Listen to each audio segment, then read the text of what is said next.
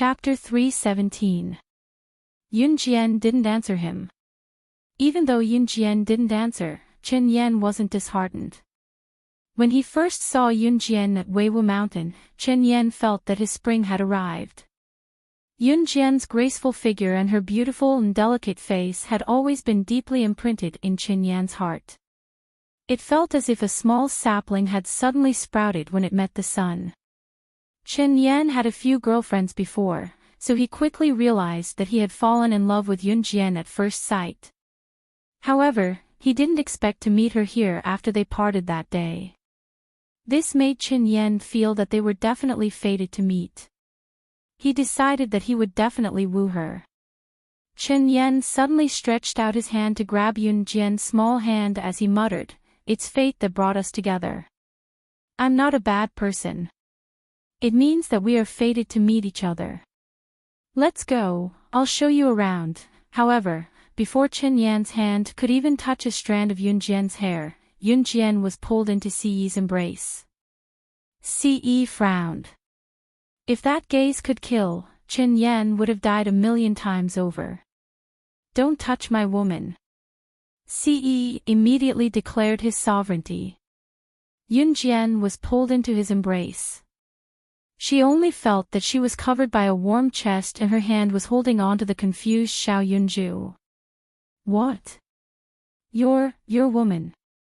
Chen Yan didn't notice Ce at first, but now, even if he was blind, he should have sensed Ce's presence. Ce was about half a head taller than Chen Yan, so Chen Yan had to look up to meet Ce's eyes. When Chen Yan heard Ce say that Yunjian was his woman, his eyelids twitched and he looked disappointed. "Sister, what did brother Ce mean when he said that you're his woman? Does that mean that sister will be able to accompany brother Ce forever? Then Xiao Zhu also wants big sister to become Xiao Zhu's woman, okay?" Xiao Yunju looked at them talking. He rubbed his head as if he was thinking for a long time before saying these words. Cough. Yunjian was almost frightened by Xiao Yunju's innocent words. She broke free from Ci's embrace and squatted down to rub Xiao Yunju's head. Finally, she stood up and slapped Ci's hand. "Don't talk nonsense." With Yunjian's pat, Ce felt a surge of warmth in his heart. He smiled slightly and reached out to grab Yunjian's slender hands, interlocking their fingers. When Chen Yan saw Ce holding Yunjian's hand, his expression turned slightly ugly. However, when he thought about how Yunjian had said to Ce, "Don't talk nonsense," his disappointed expression immediately recovered. It seemed like this guy's feelings for Yunjian were one-sided, but Yunjian didn't like him. That must be it. Chen Yan thought to himself. Although this guy was handsome and had good features, he admitted that he couldn't compare to him. But what if they were to compete in strength? Could this guy compare to him, who was the vice president of the school's taekwondo club and had won countless championships in various taekwondo, wushu, sanda, and other activities? So what if he was good-looking? He was still a gigolo. How could he be as manly as him? When he thought of this, Chen Yan started scolding Ce. "Didn't you realize that she doesn't like you? You should know your place. If you're a man, you shouldn't touch a girl like this." As Chen Yan spoke, he reached out to pat Ce's hand that was holding Yunjian's hand. In Chen Yan's opinion, Ce was at most a gigolo. So what if he was handsome? Chapter 318. Chen Yan thought about it and decided to do it. He reached out his hand and wanted to slap Ce's hand away from Yunjian's. He wanted to use this opportunity to throw Ce to the ground using taekwondo moves. If he presented himself in such a cool manner in front of Yunjian, she would definitely think that he was especially manly. Just as Chen Yan was about to grab Ce smugly and throw him to the ground in front of all the passers-by, Ce, a fair and slender hand with a black pocket watch on the wrist, seemed to know what he was going to do in the next second. That well-defined hand grabbed Chen Yan's elbow a few steps faster than him. Ce reached out and grabbed Xinyan's elbow. His other hand that was holding Yunjian's hand didn't move. When his other hand touched Xinyan's hand, he twisted Xinyan's elbow joint. Kacha, kacha, kacha, the sound of bones breaking could be heard one after another. In the next second, Xinyan's howl resounded through the sky. Oh! Below Xinyan's elbow, all the bones in his hand were dislocated by Ce. The heart-wrenching pain spread through Xinyan's elbow. His wailing and howling attracted the attention of passers-by. Apart from the intense pain from his elbow, Xinyan was also suffering from immense fear in his heart. She had thought that Ce was a pretty boy, a useless piece of trash with a handsome face but no ability. However, when Ce attacked just now, his speed was so fast that he couldn't even see it with his naked eye. Was that even a human speed? Xinyan swore that even the head coach of the International Taekwondo Club, whom he had the honor of meeting, wasn't as good as Ce. This was the first time Xinyan had experienced the feeling of living a life worse than death. At this moment, Ce had already retracted his hand. One of his hands was still holding on to Yunjian, while the other hand that had touched Xinyan took out a piece of tissue from his pocket. He wiped the hand that had touched Xinyan with the tissue, then threw the tissue into the air. The tissue flew in an arc in the air for a while before it was thrown accurately into a circular trash can more than 10 meters away from them. The surrounding people who saw this opened their mouths wide and stared dumbfoundedly at the tall figure. A handsome man who was 185 meters tall with short black hair and dressed in simple black stood in the middle. His big palm was still holding the small hand of a young girl. He looked at Xinyan, whose elbow had been dislocated, wantonly and spat out a domineering and elegant word between his thin lips. Get lost. Some people were born with the air of a king. Ce was undoubtedly one of them, and he was one of the best among them. Ce was now fuming with anger. How could a piece of trash like him taint his woman? Yunjian pursed her lips and covered Xiao Yunju's eyes to prevent him from seeing this scene. She personally didn't like Xinyan very much. Hence, she didn't intend to pay any attention to him. Xinyan thought that she and Ce didn't know what he was doing, but how could she and Ce not be willing to come out? Let's go. Yunjian turned to Ce and said. However, Ce's face was still gloomy. He grabbed Yunjian's hand and left. At the same time, he pulled Yunjian to a secluded corner where Xiao Yunju stood in front of Yunjian. Ce leaned over Yunjian. He pressed Yunjian against the wall and said with a trace of anger, "You can only be mine." Chapter 319. Yunjian's heart raced. She felt like her heart was pounding wildly in her chest. She did not understand why Ce was suddenly angry, but she covered Xiao Yunju's eyes with one hand and held Ce's head with the other, responding to his kiss for the first time. Everything else aside, she had feelings for Ce. The fluttering of her maiden's heart told her that she had feelings for him that were different from others. Both of them kissed until they were almost out of breath before Ce let go of Yunjian. Xiao Yunju's eyes were covered throughout the entire process. Xiao Yunju, however, felt the odd atmosphere as well. He blinked his big eyes and looked up to ask Yunjian, "Jijia, why did you cover Xiao Zhu's eyes? Are you and Ce going to play hide-and-seek with Xiao Zhu?" Children's innocence was the most interesting but also the most ignorant. Yunjian rubbed Xiao Yunju's head and turned to glare at Ce with a hint of complaint. "Let's go. Jijia will buy you new clothes." Yunjian held Xiao Yunju's hand and walked ahead first. Ce had both hands in his pockets. Watching Yunjian walk ahead, he raised a handsome brow and followed her. By the time Yunjian bought a few new warm clothes for Xiao Yunju, Qingyu and Chen Sini had already bought a bunch of things and were waiting for Yunjian, Ce, and Xiao Yunzhu at the agreed spot. They had been shopping for the entire morning and had lunch near the World Trade Center before Yunjian and the rest went home. The public transport from Qingshan City back to Longmen City was not as crowded as the public transport from Longmen City to Qingshan City. It was probably due to Qingshan City's outstanding transportation and trade. In addition, as the provincial capital of Zhe Province, Qingshan City's economic conditions were at the forefront of country Z. Therefore, there were more people going to Qingshan City.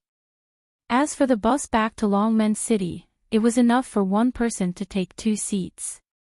After the previous incident, Yunjian had gradually taken Ce to heart. She also understood her own feelings. Her feelings for Ce were different from the feelings she had for Qin Yiro and her brother, Yun Yi. On the weekend night, Yunjian carried her school bag and went to school as usual. But before she could walk out of the house, she was blocked by a tall figure. Ce had his hands in his pockets. One of his legs was slightly curled up as he leaned against the wall, waiting for her. "I'm going away for a while.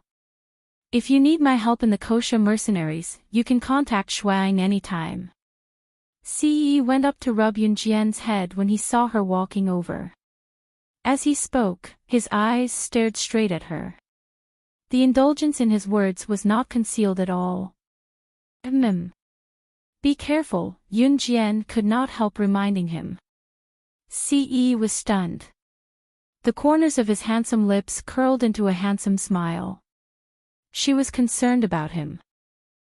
Carrying her school bag, Yunjian passed by a fork in the corner after she came out of her house. It was a secluded alley. At this moment, her eyes suddenly flickered. Not long after, a group of more than 10 people came from all directions and surrounded Yunjian. This group of people were all dressed in black, which made people involuntarily think of gangsters. A coquettishly dressed woman walked over from behind Yunjian while leaning against a plump man. Yunjian's eyes flickered as she took a good look at the woman's face. The woman who had changed her appearance was none other than Qin Yubing, who had tried to harm her brother, Yun Yi, some time ago. Qin Yubing looked completely different now. She had heavy makeup on her face as she snuggled in the man's arms who was in his 40s and old enough to be her father. Chapter 320. It had only been a few days and Qin Yubing had changed so drastically. Moreover, she was currently nestled in the arms of a man in his 40s. Yunjian felt goosebumps rising all over her body at the sight alone. However, she never showed her feelings on her face. Yunjian maintained her usual nonchalant expression as she stared at Qin Yubing. Qin Yubing was noticeably thinner than before. More importantly, she had taken off her student uniform and put on a very revealing off-shoulder top. She even wore a pair of high heels. The biggest change was her face. Her originally pretty face was now covered with makeup, and her face was now unrecognizable. The face covered in heavy makeup was currently staring at Yunjian with a twisted expression. She looked like she wanted to cut Yunjian into 1,000 pieces. "Kill me?" Yunjian asked flippantly. Looking at the fat man beside Qin Yubing, she could roughly guess what Qin Yubing had done. In fact, what Qin Yubing had done was not far from Yunjian's guess. The aphrodisiac that Qin Yubing had been drugged with last time was developed by Qin Yu. However, those who were drugged with it would lose consciousness for a short period of time and feel waves of heat flowing through their bodies. If the drugged person did not have a strong will, they would strip themselves naked in no time. As for what Qin Yubing had done afterward, Yunjian had no idea. However, looking at how Qin Yubing was nestled in the man who was old enough to be her father, it was not hard to tell that she had latched onto this man's coattails. "Yunjian, do you think you can do whatever you want in Longmen City just because you have some skills? I'm telling you, Qin Yubing, won't let you go even if I become a ghost." Qin Yubing's twisted smile was menacing. No one knew what she had gone through. After she woke up, she was lying naked on the road for everyone to see. She was ruined. Her future was ruined. However, Chen Yubing swore that she would take revenge on Yunjian. In spite of it, Chen Yubing knew that Yunjian had some skills. Last time, the yellow-haired man who wanted to deal with Yun Yi was defeated by Yunjian. This time, Chen Yubing was hugging the fat middle-aged man she was snuggling against. He was a gangster. He was different from the weak yellow-haired guy from before. The middle-aged man was a gangster and the second-in-command of the Nine Valleys Gang, the second-largest mafia group in Longmen City. People in the underworld called him Xiong. Chen Yubing was determined to go against Yunjian to the end. She was already ruined, so she was willing to give herself to Xiong. This time, she had asked Xiong to lead a group of people to surround Yunjian in order to take revenge for what Yunjian had done to her. In Chen Yubing's opinion, she hated Yunjian so much that she was willing to exchange her body for power to deal with Yunjian. Brother Xiong, she's the one who bullied me. You must avenge me. Chen Yubing said as she pointed her finger at Yunjian. Before she could finish, however, the atmosphere changed. Yunjian narrowed her eyes. Not long after, a group of people rushed in from the front and back of the alley. A round-looking man led a group of men with guns over. The man went to Yunjian and bowed respectfully at a 90 degrees angle to Yunjian, saying respectfully, "Miss Yun, our boss invites you." Yunjian could tell at a glance that the man was Su Zetian's subordinate and also a higher-up in Longmen City's top mafia group, Dragon Head Gang. When Xiong, who was called Brother Xiong, saw this man in his group, his eyes widened, and there was a trace of indescribable fear in his eyes. He was the second-in-command of the Nine Valleys Gang, but the Nine Valleys Gang, the second-largest mafia group in Longmen City, dared not offend people from the top mafia group, Dragon Head Gang. His temporary bed partner, Chen Yubing, who was just an ordinary junior high school girl whom he wanted to surround, Yunjian, could command such respect from Dragon Head Gang's higher-ups. Chapter 321. The round-looking man was the underling of Longmen City's mafia boss, Su Zetian. He was also a high-ranking member of Dragon Head Gang, Sun Jingwei. Yunjian knew him. She had interacted with many of Dragon Head Gang's high-ranking members when she fought for Su Zetian in the tournament. Since her victory in the tournament, Su Zetian and the high-ranking members of Dragon Head Gang respected her even more.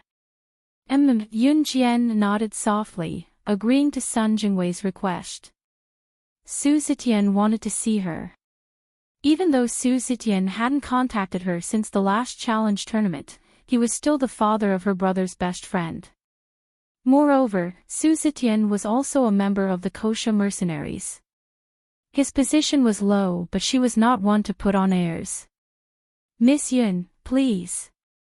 Sun Jingwei gestured for permission, intending to let Yunjian go first. Just as Yunjian took a step forward, Chen Yubing's vengeful voice rang again, "Wait. Yunjian, don't think you can leave so easily." Chen Yubing was a little afraid of Sun Jingwei and his men with guns, but she had heard Xiong bragging so much when she had sex with him that she thought he was a fearless person in Longmen City.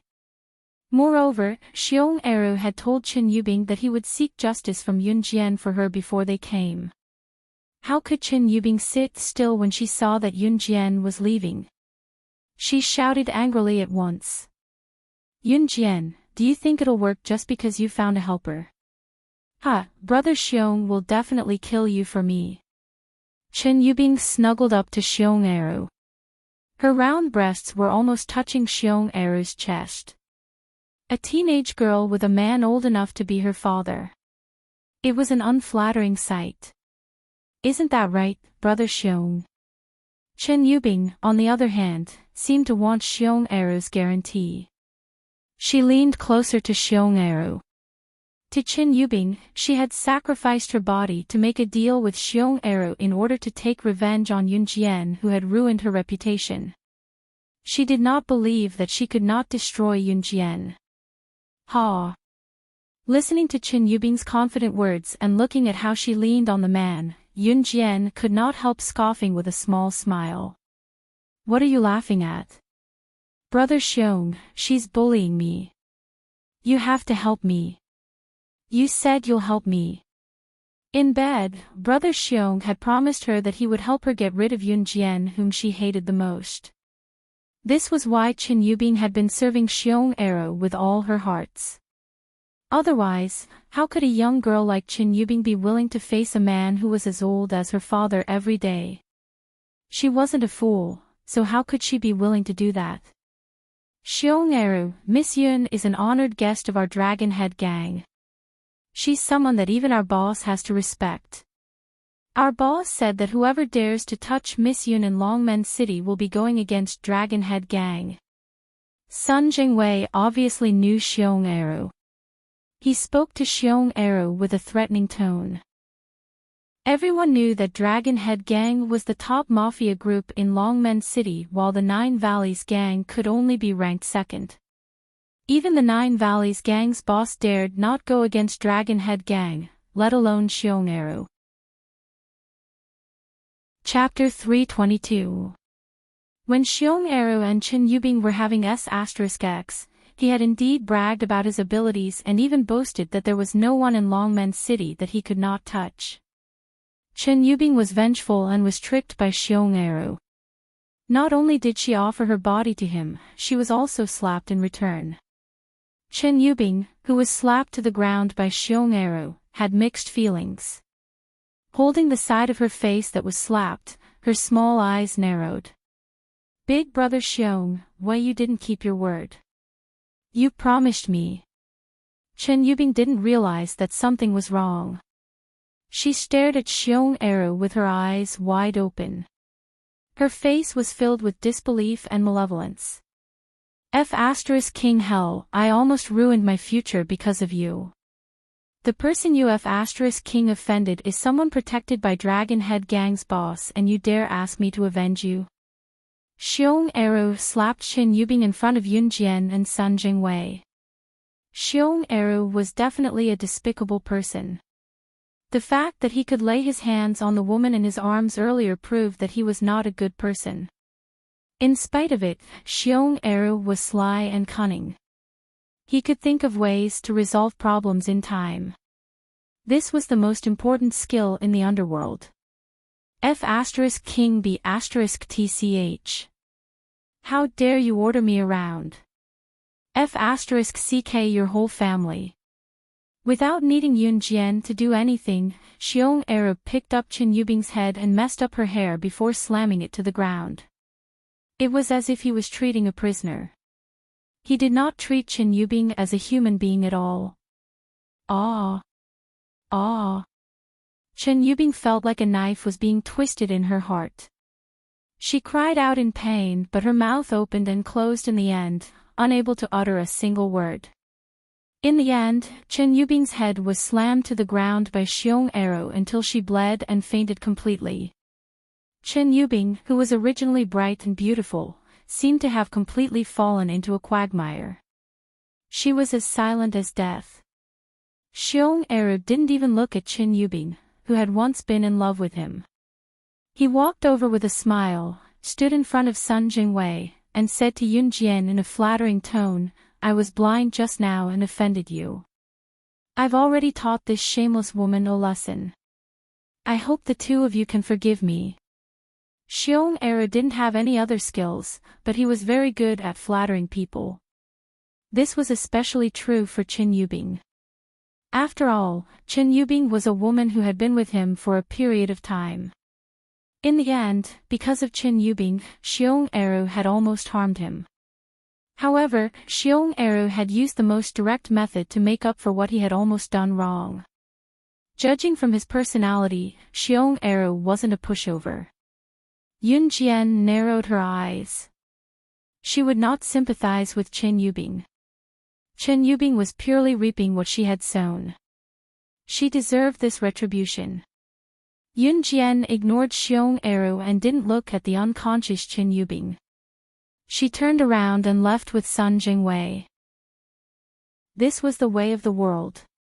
If one wasn't strong, especially a woman, and wanted to rely on a man to get to the top, what awaited her could be a vicious beating or a cruel betrayal at any time. And Qin Yubing was undoubtedly one of them. Yun Jian didn't go to the evening self-study session. She took a car with Sun Jingwei and soon arrived at the headquarters of the Dragon Head Gang. In front of a decent-looking tall building. Chapter 323. The higher-ups of Dragon Head Gang were having a meeting in the conference room. Once Yun Jian followed Sun Jingwei inside, all the higher-ups in Dragon Head Gang stood up at once. Although no one knew who Yun Jian was, no one could forget Yun Jian's stunning performance in the challenge tournament. Even the higher-ups who had a particular opinion of Yun Jian had to keep quiet when they saw Yun Jian. "Miss Yun, you're here." Standing among the higher-ups, Su Zetian, who was dressed formally, did not look old. He walked toward Yun Jian, his respect for Yun Jian evident from his solemn expression. Why did you send someone to look for me?" Yun Jian did not like to beat around the bush, going straight to the point. Su Zetian hadn't looked for her since the last challenge tournament. In fact, Yun Jian was not close to him, but they bumped into each other often. She often saw her brother, Yun Yi, and Su Haokol playing together. Su Haokol was Su Zetian's son, so it was only natural that they would bump into each other when they walked together. "Miss Yun, it's like this," Su Zetian said. He paused for a moment before continuing. "We, Dragon Head Gang, are the top mafia group in Longmen City and also the mafia representative of Longmen City. In fact, a national mafia tea party will be held in the underworld a few days later. The organized mafia group will invite the mafia bosses from all over the country to attend the tea party along with their experts. The nationwide mafia tea party was, to put it bluntly, a competition of skills. It was a gathering where all the major gangs sent their experts to learn from each other. There will also be a ranking of the experts from all the major provinces and cities participating in the mafia group's strength. Therefore, on behalf of our Dragon Head Gang, I sincerely hope that you can join our Dragon Head Gang and participate in this tea party as one of our experts." Su Zetian said sincerely, but at the same time, he stared at Yun Jian without blinking. To put it bluntly, the reason why Su Zetian asked Sun Jingwei to invite Yun Jian over was to invite her to join the Dragon Head Gang. Secondly, he wanted her to attend the tea party organized by all the gangs in the country as a member of Dragon Head Gang. Okay. After hearing Su Zetian's words, Yun Jian wasn't in a hurry to agree. She pursed her lips and raised her eyebrows. She then asked Su Zetian in a probing tone, "Then, what are the benefits?" If he wanted her to help him attend such a gathering, he would naturally want some benefits. As the saying goes, one should not receive a reward for nothing. Even if Su Zetian was a member of the Kosha mercenaries, Yun Jian would treat him equally. "As long as Miss Yun agrees, then I, Su Zetian, will agree to any request you make," Su Zetian said boldly. This was probably the biggest promise that a mafia boss of a city could make. Although Su Zetian was only a mafia boss in a small Longmen city, the area of influence he had was not small. There were thousands of people in Dragon Head Gang. It was a considerable force. Yun Jian raised her eyebrows and smirked. Pressing her red lips together, she asked softly, "What if I want the entire Dragon Head Gang? Will you give it to me?" Once she said that, not only was Su Zetian stunned, everyone else's eyelids twitched. What a bold claim. She wanted the entire Dragon Head Gang. Even if she won the challenge tournament and displayed her extraordinary ability, she was still a Dragon Head Gang member. Chapter 324. You're too arrogant, young lady. We sincerely invited you to join us because we respect you as a powerhouse. I didn't expect you to be so bold as to ask for more. one of the Dragon Head Gang's higher-ups shouted at Yunjian. Not long after, some of the higher-ups followed suit and spoke to Yunjian. To the audience, Yunjian had won the previous match and crippled the boastful foreigner, which was quite satisfying to them, but it was not the same for Yunjian. However, Su Zetian had sincerely invited her to join Dragon Head Gang this time. Yet, Yunjian did not appreciate the gesture. She had actually raised conditions and boasted that she wanted to replace Su Zetian as the mafia boss and take over the entire Dragon Head Gang. Compared to the rage of the other higher-ups, Su Zetian was much calmer. He looked at Yunjian with a slight frown. Yunjian, on the other hand, was not flustered. She even walked leisurely to an empty seat not far away and sat down, crossing one leg over the other. The expression on her face was very relaxed, and she did not feel the slightest bit strange when the higher-ups present suddenly turned hostile and said that she did not know what was good for her. When the higher-ups were done scolding her, Yunjian turned to look at them with a pair of round eyes and asked softly with a wink, "Thank you for the scolding. Let's sit down and have some tea first." Once they heard Yunjian, their eyes bulged again. A few of the higher-ups were even glaring, looking like they were choked by Yunjian's frivolous words. Compared to the higher-ups, Su Zetian was much calmer. He seemed to have sensed something as he stood where he was without saying a word. It was only when the other higher-ups had calmed down that Su Zetian walked to Yunjian. "Miss Yun, please enlighten us." Su Zetian was already standing in front of Yunjian, maintaining his respectful demeanor. Even Yunjian could not help narrowing her eyes at his demeanor. Su Zetian was indeed the top mafia boss of Longmen City. His value was incomparable to the other higher-ups. Yunjian stretched out her hand and tapped the long conference table with her finger. Then she stood up and turned to look at Su Zetian. "You're undoubtedly the mafia boss of Longmen City now. No one can take your position away from you. It's true that you're as stable as a mountain, but don't you want to go one step further and become the mafia boss of the entire Zhe province and even the entire country?"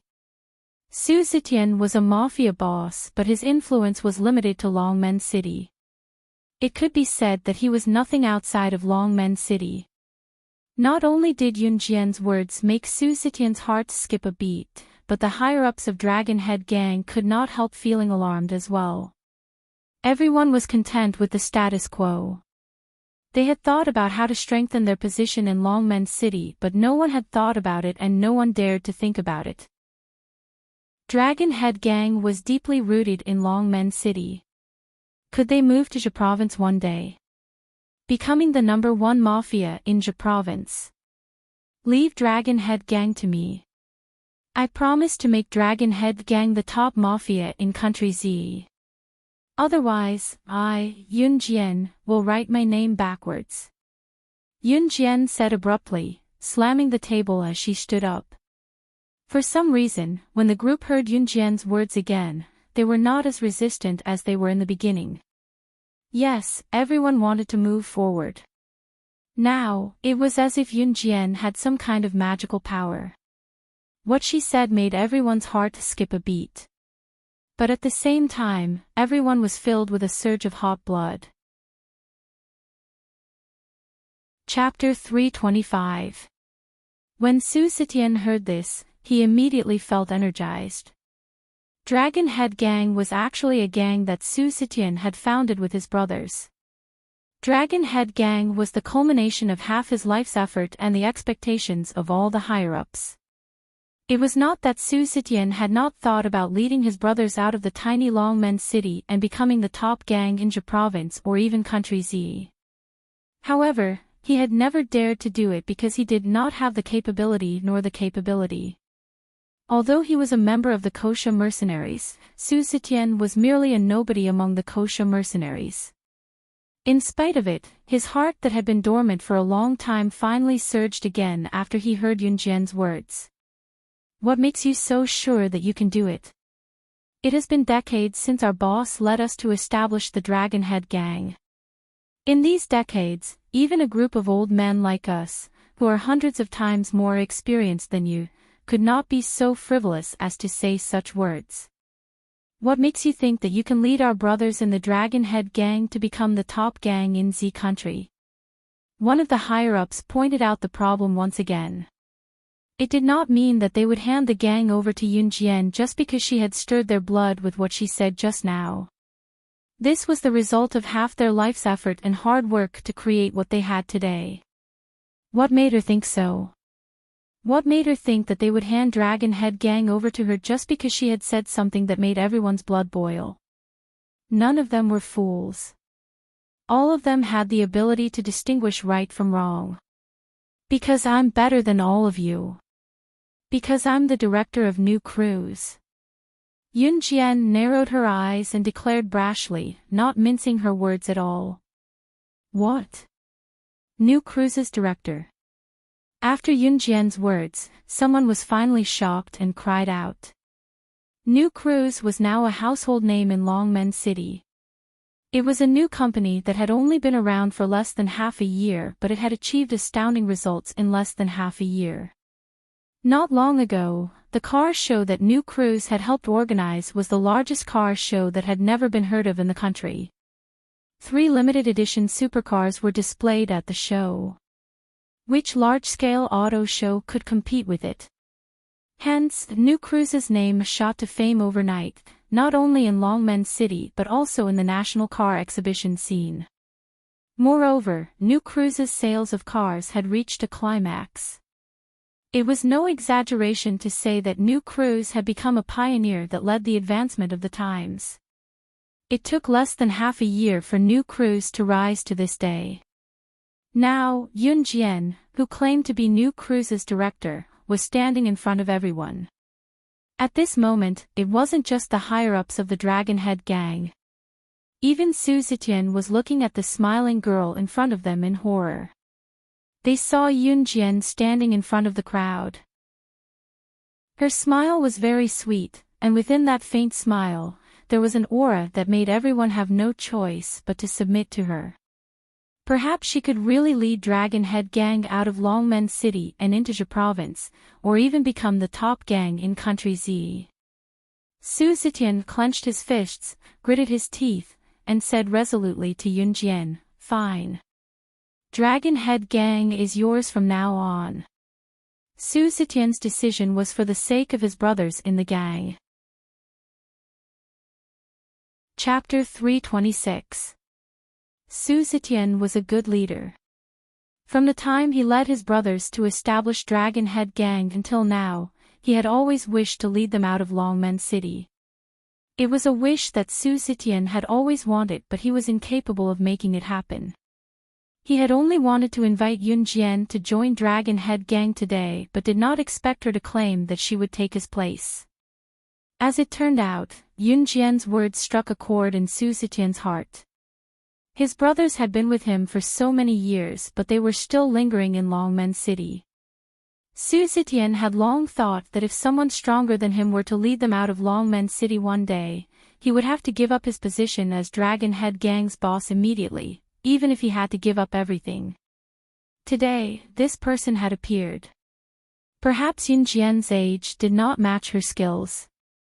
It sounded impossible for her to take over Dragon Head gang's position. However, Yunjian was New Cruise's director. Yes. This was true because Su Zetian had seen Yunjian's performance at the auto show that day. How could Yunjian be an ordinary person when she could make New Cruise, which was founded less than half a year ago, rise so quickly and become a renowned company in Longmen City and even the country as a director? Therefore, Su Zetian agreed to take a gamble. Boss. Boss. No.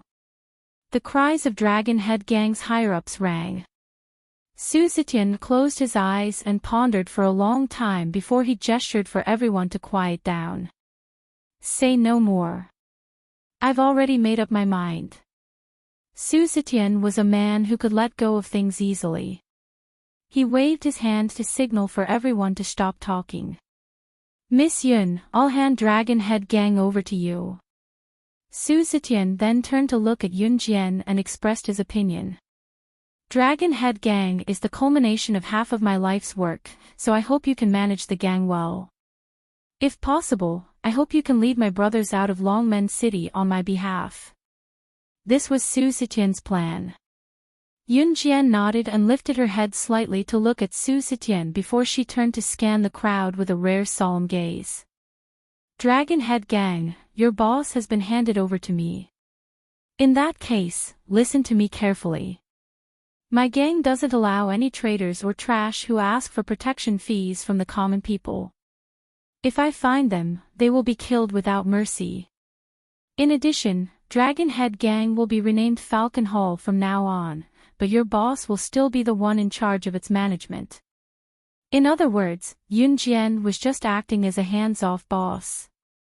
In the future, the management and arrangements of the gang would be left to Su Zetian. Everyone was shocked when they heard Yunjian's decision. Especially Su Zetian. Normally, a new boss would kick the old boss out of the gang. However, Yunjian was different. Not only did she not do that, but she also let Su Zetian continue to take over the gang's affairs. In that case, other than Yunjian, who was now the boss in name, everything else was still the same as before. At this moment, the group of higher-ups instantly calmed down, and none of them made a fuss. After all, it was the best of both worlds. All of them wanted their gang to leave Longmen City, but they did not want Su Zetian to leave the gang. Logically speaking, a new boss would not keep the old boss, but Yunjian was the complete opposite. Chapter 327. Happy working with you. Su Zetian shook his hand. It was only then that he put his hand down. Handing Dragon Head Gang over to Yunjian was something he had never thought of. Since he had handed the gang over to Yunjian, he had considered everything. Similarly, Su Zetian naturally wouldn't regret it. After Yunjian took over Dragon Head Gang and renamed it Falcon Hall, she overhauled Falcon Hall. Although Yunjian had taken over Dragon Head Gang, the original higher-ups of Dragon Head Gang treated her as their boss wholeheartedly because she had kept Su Zetian and allowed him to continue all his previous work. Yunjian was actually disdainful to take over a mere Dragon Head Gang, which was the current Falcon Hall. However, her family was in Longmen City and so was her mother. It was only a matter of time before she would come into contact with the secret fights of her past life. An additional force meant an additional guarantee for her mother, brothers, and mother in Longmen City. Yunjian had made the mistake of her past life once. She would not allow others to take advantage of her weakness again. A few days later, it was the tea party where all the gangs in the country gathered. Yunjian was free these days. She used the free time to train Zhang Xiaofeng. Zhang Xiaofeng's accuracy in throwing chopsticks had improved tremendously as well. After all, Zhang Xiaofeng was Yunjian's first disciple. She would feel bad if she did not train him harder. On the weekend, Yunjian purposely asked Zhang Xiaofeng out early in the morning. Yunjian woke up at 4 in the morning. The sky was still dark and the surroundings were pitch black. Before Yunjian stepped out of the house, she was stopped by Yun-Yi, who had returned home this week. Xiao Jian. Yun-Yi was wearing a casual white t-shirt. He was dressed casually and only had a pair of loose pants on his lower body. Brother, why are you up so early today? Yunjian squatted down and tied her shoelaces before standing up. Xiao Jian, are you going to train? Yun-Yi had already put on his white sports shoes. He asked Yunjian and strode towards Yunjian. Yunjian nodded and said, yes, brother. She had never intended to hide the fact that she was exercising from Yun-Yi. Qin Yiru already knew that she had joined the special forces, and so did her brother, Yun-Yi. Xiao Jian, I know you've joined the special forces and there are plenty of ways to train your skills. I know I'm not as good as you, but I don't want to stand behind you for everything in the future. I want you to know that I've got your back. So, Xiao Jian, I want to train with you guys in the future, is that okay? Yunyi blurted out. Every time something happened, it was his younger sister who stood up for him.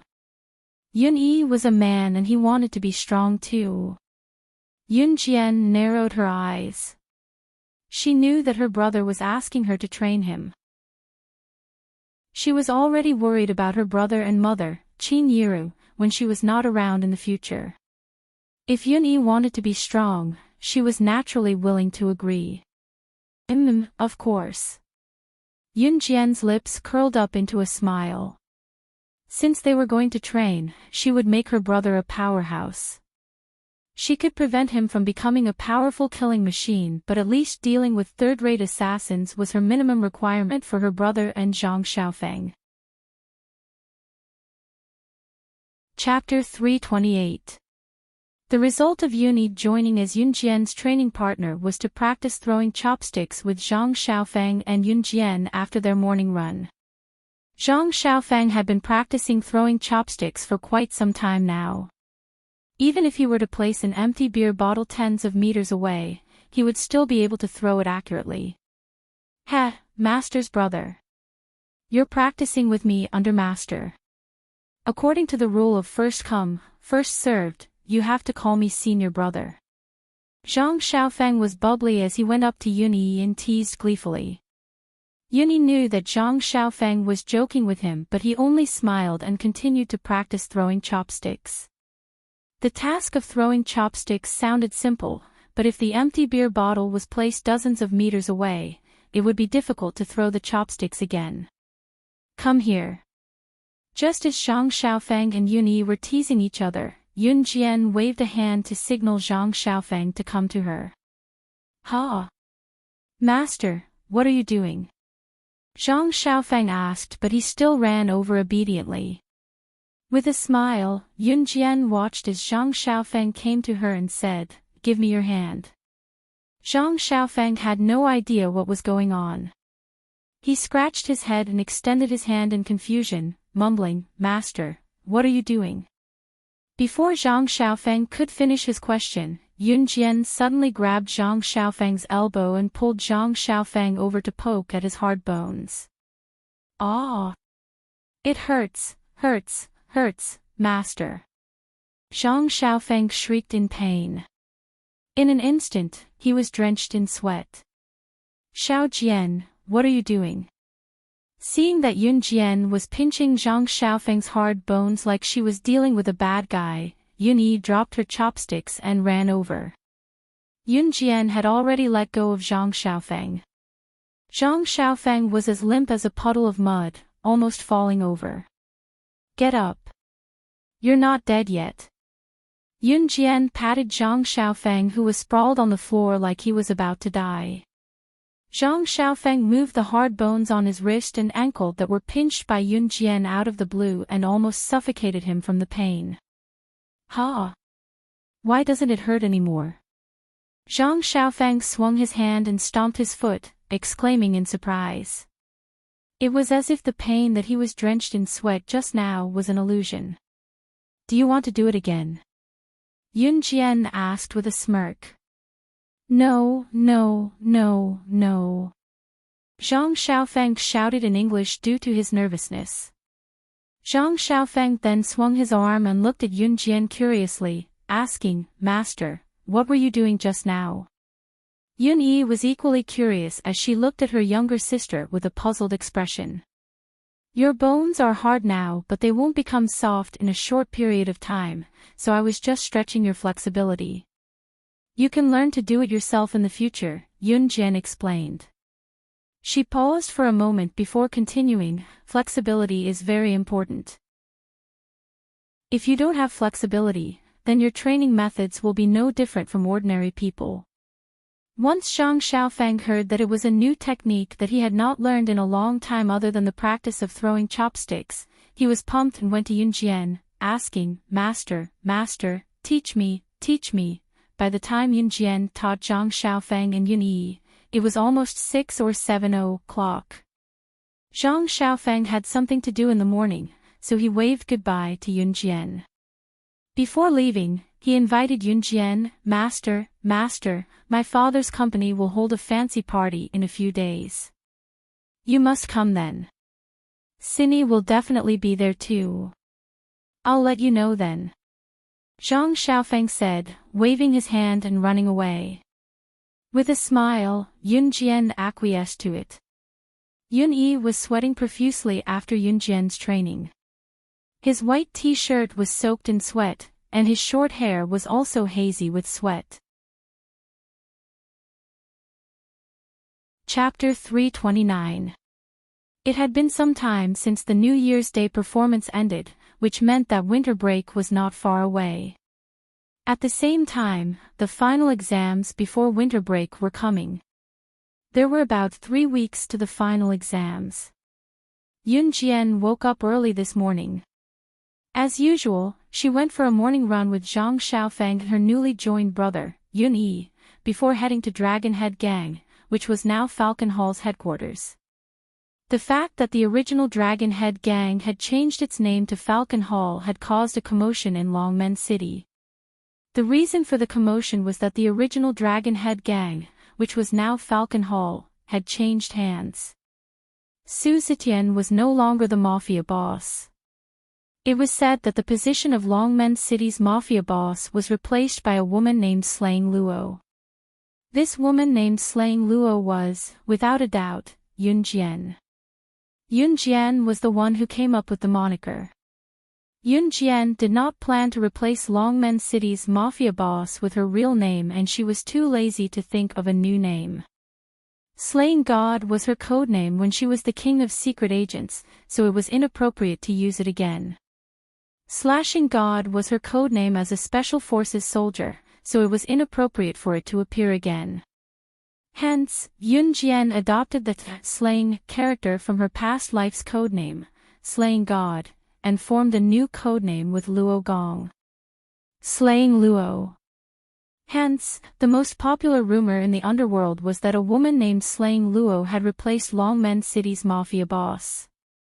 It was also said that this woman named Slaying Luo had killed her way into Dragon Head Gang's inner circle, but she did not cripple the gang's original boss, Su Zetian, but let him continue to take over his original job. There were people who commented on Falcon Hall's new boss, this woman must be out of her mind. Of course, there were many rumors, but no one had the ability to obtain accurate information. Hence, everything became hearsay. Now, Yunjian was carrying a shoulder bag as she walked toward Falcon Hall's headquarters. There was a small shop near Falcon Hall's headquarters.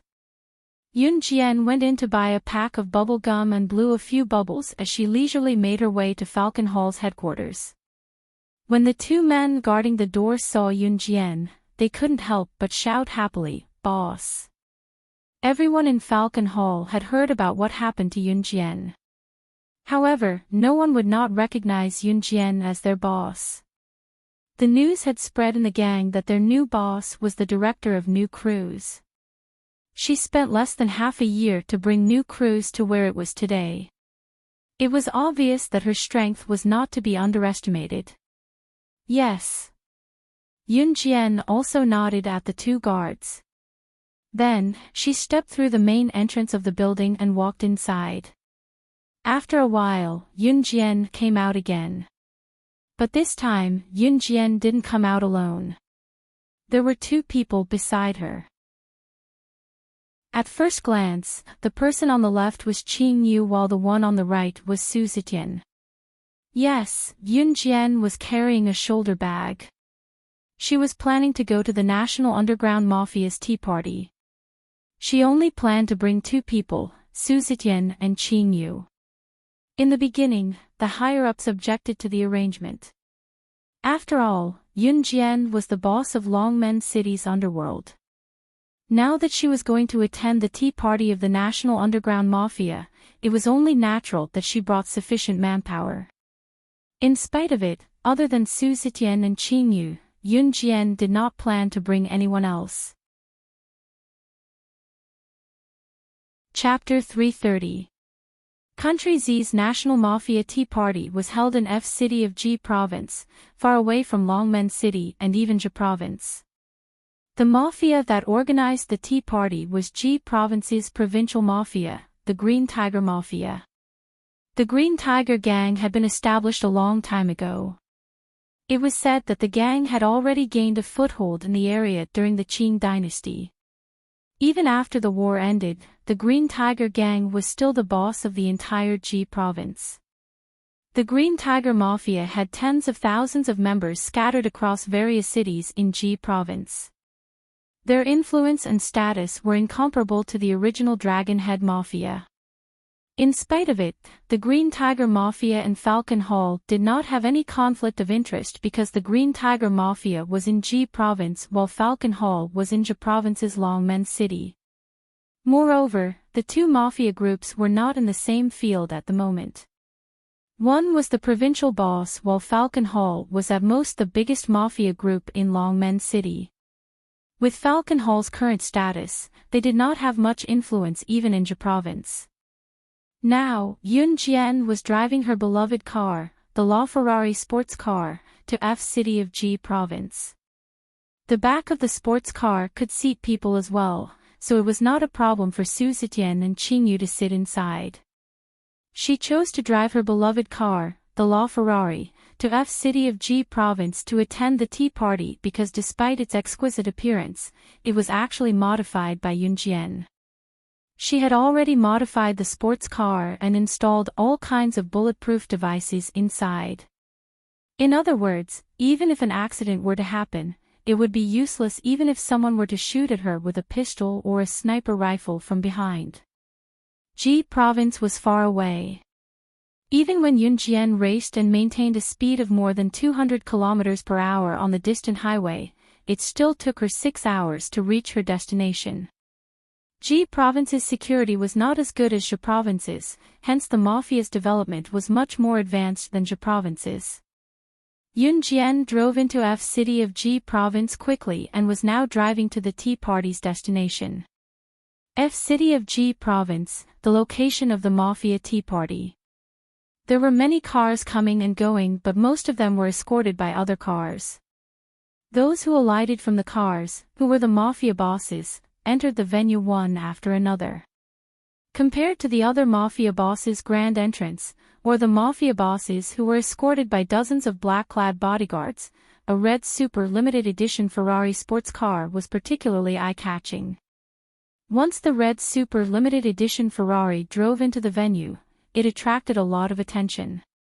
Everyone's gaze was on the car that entered alone without any escort.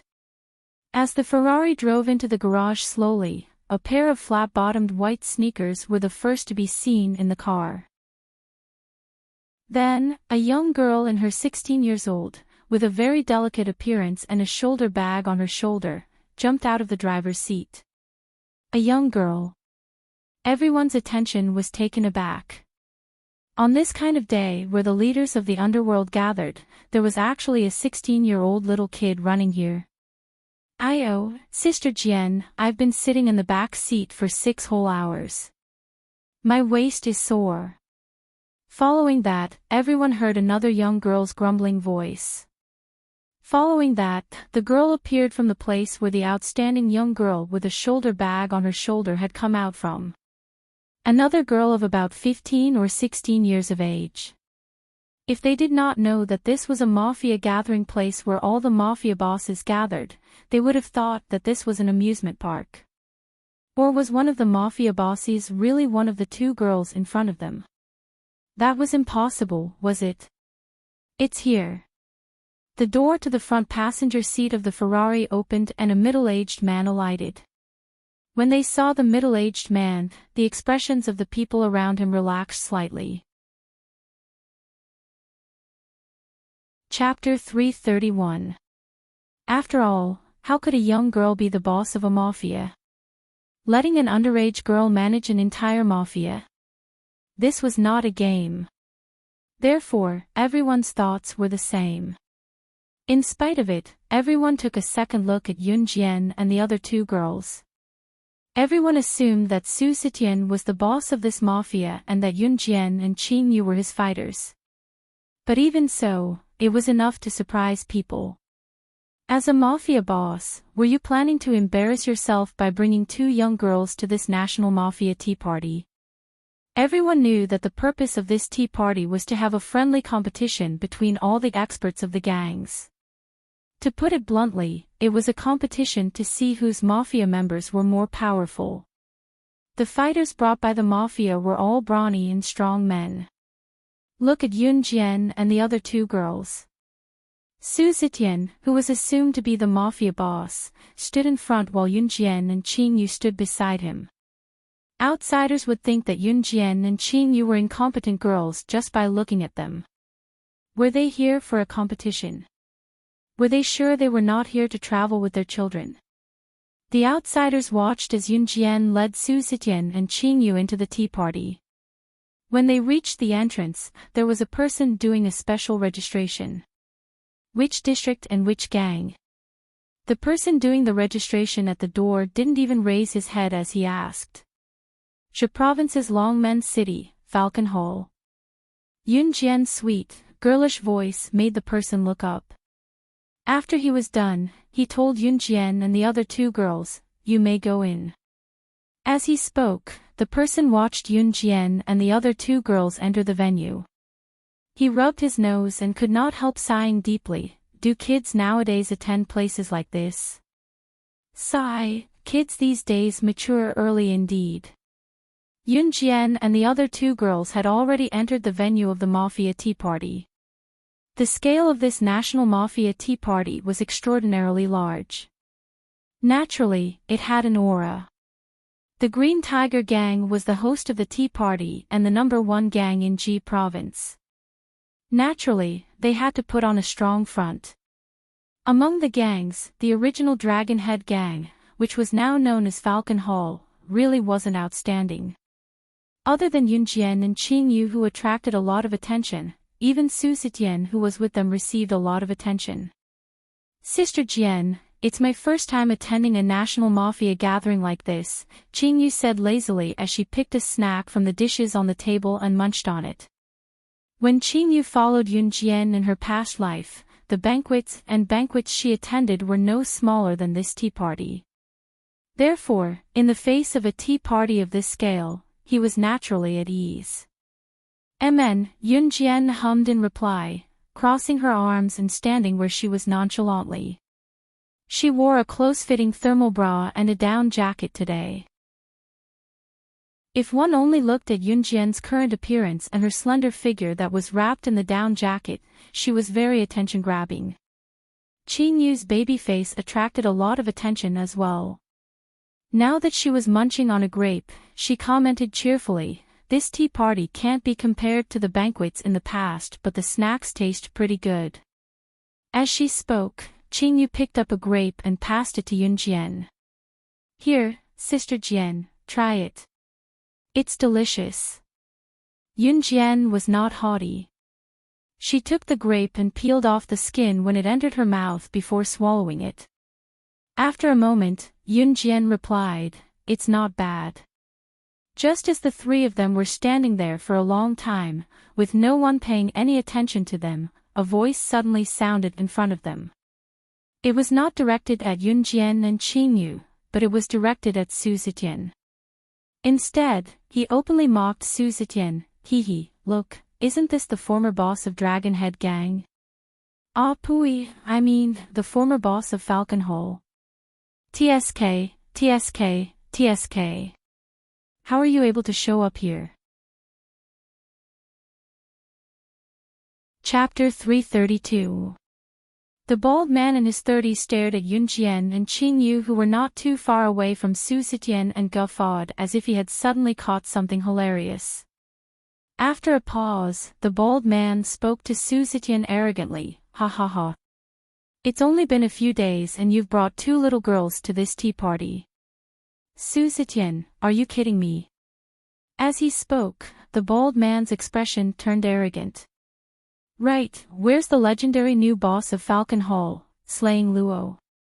TSK, TSK, I heard she's a woman too." It was a blatant provocation. One had to admit that the bald man was here to pick a fight. "Su Linbua, are you done?" Su Zetian could not hold it in anymore. He finally lost it when Yunjian did not say anything and roared back at the bald man. The bald man called Su Linbo picked his nose. He picked out a pile of booger from his nostrils and played with it twice between his fingers before flicking it off. He then pointed his nose at Su Zetian and said in an imposing manner, "What? Oh, I know. Su Zetian, you're not the boss now. Could it be that Falcon Hall's new boss, Slaying Luo, doesn't dare to show up?" But that's true. I heard Slaying Luo is a woman. How would a woman dare to come to the territory where we men gather? Su Linbo looked smug. Su Linbo was obviously acquainted with Su Zetian. Reality also proved that Su Linbo and Su Zetian had a deep connection. Su Zetian used to be the boss of Zhe Province's Longmen City, but Zhe Province had more than one city. There was a city near Longmen City called Yuzhou City, and Su Linbo was the boss of Yuzhou City. The two big bosses in the neighboring districts also had a great relationship with each other. Moreover, Su Linbo and Su Zetian had a huge conflict because of some things back then. Today was another national tea party. When Su Linbo saw Su Zetian, he naturally knew that he was no longer the boss of Falcon Hall. Enemies were usually enraged when they met, so Su Linbo had to come over and taunt him before he would let it go. After all, they were not on good terms back then. How bad was it? The two gangs were almost about to have a cross-city fight. But in the end, they didn't fight it out. Just as Su Linbo was feeling smug and completely ignored Yunjian and Qingyu, a voice suddenly rang out. The young lady's clear and refined voice was even more eye-catching in this noisy tea party. "Who said I didn't dare to come? Am I not here now?" Yunjian suddenly interrupted, but her sudden admission caught Su Linbo, who had been complacent and even a little smug, off guard. Since Yunjian had answered Su Linbo's question, did it mean that she was the current boss of Falcon Hall, the woman named Slaying Luo? No matter how bad Falcon Hall was, it was still the top mafia group in Longmen City, a legitimate mafia group with thousands of members. Su Linbo and the others were already surprised when they heard that the original Dragon Head gang had been taken over by a young woman named Luo Sha. After all, how could a gang be taken over by a woman? Many people would think that a woman would take over a gang and become the boss. A gang boss was a position that belonged to men. The fact that Falcon Hall was taken over by a woman was already shocking enough. More importantly, this woman named Rakshasa was actually this young girl who didn't even look 18 years old. What a joke. Was there a mistake? In fact, Su Linbo had not even looked at Yunjian and Qingyu in the eye since the beginning. No matter how he looked at them, Yunjian and Qingyu, one of them was delicate and pretty while the other had a baby face that was purely childish. They looked like two skinny and weak girls no matter how he looked at them. In order to become the boss of a gang, the most important thing was to have strength. With strength, the brothers in the gang would listen to your orders and follow you wholeheartedly. Yunjian and Qingyu, on the other hand, were hardly convincing. What? You're saying that you're the new boss of Falcon Hall, the woman named Slaying Luo? Su Linbo cried out in shock. His shout immediately attracted the attention of the people in the surrounding circle. In fact, it was not that there were no female bosses in modern society, but they were few and far between. In spite of this, it was unheard of for an underage girl to be the boss. It had never happened since ancient times. Therefore, the crowd who had been paying attention to the situation when Yunjian and Qingyu entered looked over when they heard Su Linbo's exclamation. Chapter 333. Everyone's gaze was trained on Yunjian, waiting for her answer. Falcon Hall's boss was a woman. The news was too shocking. Yunjian, however, smirked and replied to Su Linbo's question, "Why? Don't I look like one? Once the group heard Yunjian's reply, they could not help grumbling inwardly, not only do you not look like one. You don't look alike at all, okay? Su Linbo gulped and stared at Yunjian for another 2 seconds before he snapped out of it. Humph. Since he had said confidently that Yunjian, Falcon Hall's boss, was not present, Su Linbo's mood was more or less affected as he scoffed. Although Yunjian had no grudge against him, Su Linbo and Su Zetian had a deep grudge. Now that Yunjian had taken over Falcon Hall, Su Linbo hated Yunjian as well. Hence, Su Linbo continued quickly, casting a sidelong glance at Yunjian as he spoke. Humph, ignorant brat. As he spoke, Su Linbo's gaze turned to Su Zetian again, his words laced with indescribable malice. Ha, Su Zetian, oh Su Zetian, you're amazing too. Aren't you arrogant? Now, you've handed your gang to an underage brat. Humph, Su Linbo, shall open my eyes wide and see how long Falcon Hall can last. He was mocking Yunjian in disguise, hinting that Falcon Hall would fall one day after Yunjian took over. Su Zetian was not a person who would rage at the slightest provocation, but anyone who heard it would not be able to tolerate it. Just as he was about to retort, however, Yunjian tugged at the corner of his shirt. Sister Jian, what are you doing? Su Zetian's gaze was locked as he asked in bewilderment at Yunjian's action. Yunjian did not look at Su Zetian nor did she answer him. Her gaze was trained on Su Linbo, the murderous intent in her eyes blatant. Open your dog eyes and see how much stronger the gang I lead will be compared to a villain like you who speaks behind others' backs. She could crush a despicable person like Su Linbo with one hand. She was the king of secret agents who had made it to where she was now by stepping on the corpses of people who were known as powerhouses. Yunjian did not think much of Su Linbo even if he was a European arms tycoon, let alone a city-level boss in Jia province. The girl's domineering words echoed throughout the place. For a time, countless famous people were stunned on the spot. Whether Yunjian was capable or not, she was at least holding the fort now. Su Linbo felt a little guilty from Yunjian's words, especially when he met Yunjian's gaze. The murderous intent in Yunjian's eyes made him shudder. In spite of it, Su Linbo was forced to retort Yunjian due to his pride. Humph, I'll be waiting. As he spoke, Su Linbo walked away disgruntledly since he could not win back his pride. As a result, the uproar that was caused just now was instantly dispelled. Who's that? So annoying. Qin Yu leaned against a long table next to Yunjian and spoke cheerfully, peeling another grape and chewing it before swallowing it. He's Su Linbo, the boss of the so-called world's best gang in the neighboring city of Longmen City, Su Zetian explained from the side. Pfft, world's best gang. I think he's more like the last gang. How dare he challenge Sister Jian? He'll be in for it later.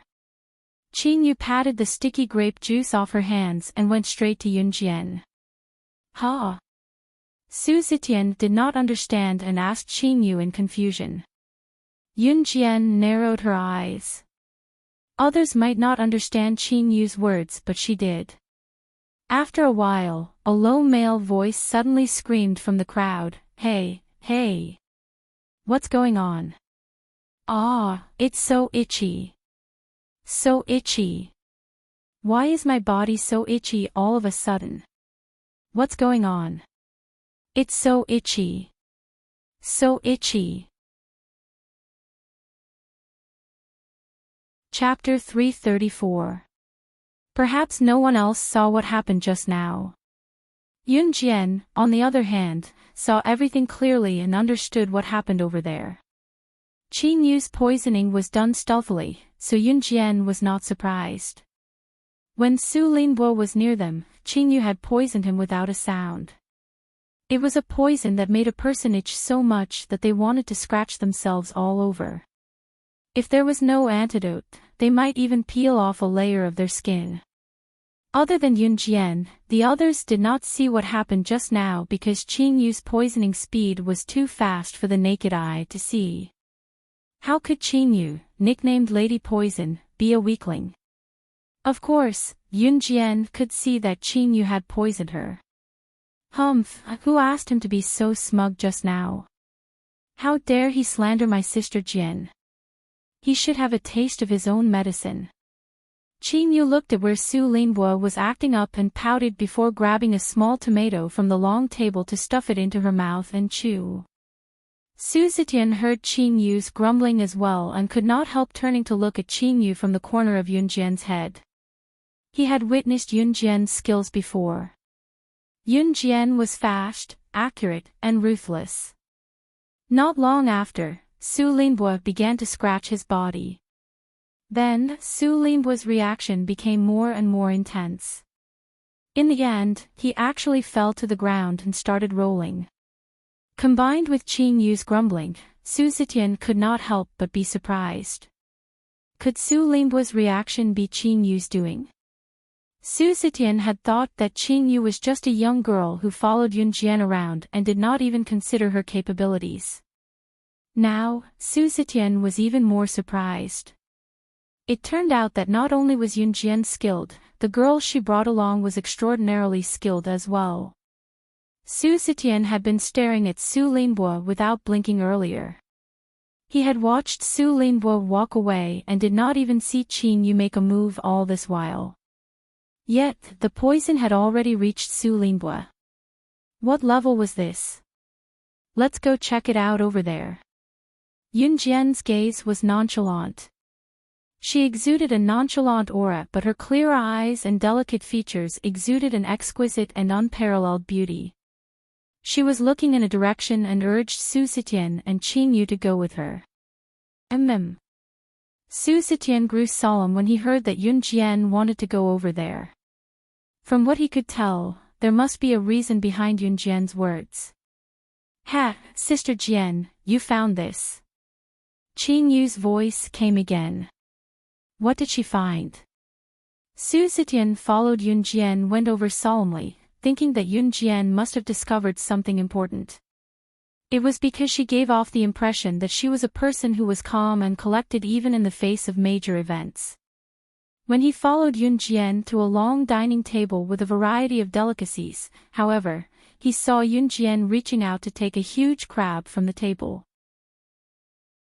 She then peeled the crab and dipped it in the soy sauce on the table before eating it bite by bite. Su Zetian, who thought that Yunjian had found something important, was dumbfounded. It turned out that Yunjian had brought them here just to eat this huge crab. Qing Yu's cheeky face could not help breaking into a smile. She leaned on the table and turned to ask Yunjian, Sister Jian, this tea party doesn't look like much, but the food is pretty good. Yunjian nodded and swallowed the last mouthful of fatty crab meat before commenting, this crab is delicious. Yunjian loved crabs. She loved all kinds of seafood. Qing Yu was aware of this, which was why she said what she said just now. Su Zetian, who was standing to the side, gulped. He was suddenly speechless. Chapter 335. As for Su Linbo, he had been rolling around on the ground for quite a while after Yunjian had finished eating an entire crab.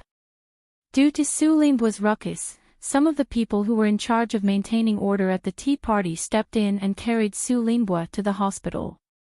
On Su Linbo's exposed skin, there were many dense red pustules growing out of it. He's allergic, isn't he? What bad luck! Someone could not help shouting. Su Linbo's reaction did seem like an allergic reaction, so everyone assumed that it was just an allergic reaction. However, Su Linbo's reaction was quite frightening, so they had no choice but to carry him to the hospital. After that, the tea party officially began. Su Linbo's abnormal reaction did not attract much attention. Instead, outside the tea party venue, a man in his 30s with thick brows and a rather handsome appearance was escorted in by a group of more than 10 bodyguards, attracting the attention of the crowd. This rather good-looking man was the organizer of the tea party for all the gangs in the country, the boss of Ji Province's famous Green Tiger Gang, Long Yuqing. Currently, Long Yuqing was being escorted into the venue by a group of bodyguards. At that time, a large group of gang leaders from all over the country rushed forward and took the opportunity to curry favor with them. Green Tiger Gang was not only the top gang in Ji Province, but it was also the leading gang in the northern region of the country. In other words, the boss of the northern region of the country was Green Tiger Gang. Therefore, Green Tiger Gang's boss, Long Yuqing, attracted everyone's attention as soon as he appeared. In addition, Long Yuqing was not only the boss of Green Tiger Gang in everyone's eyes, but he was also young and promising. He was only 31 years old this year and was quite good-looking. He could be considered handsome. Many of the gang bosses had the intention of using their daughters to get close to Long Yuqing. If he could climb into Long Yuqing's bed, that would be the best.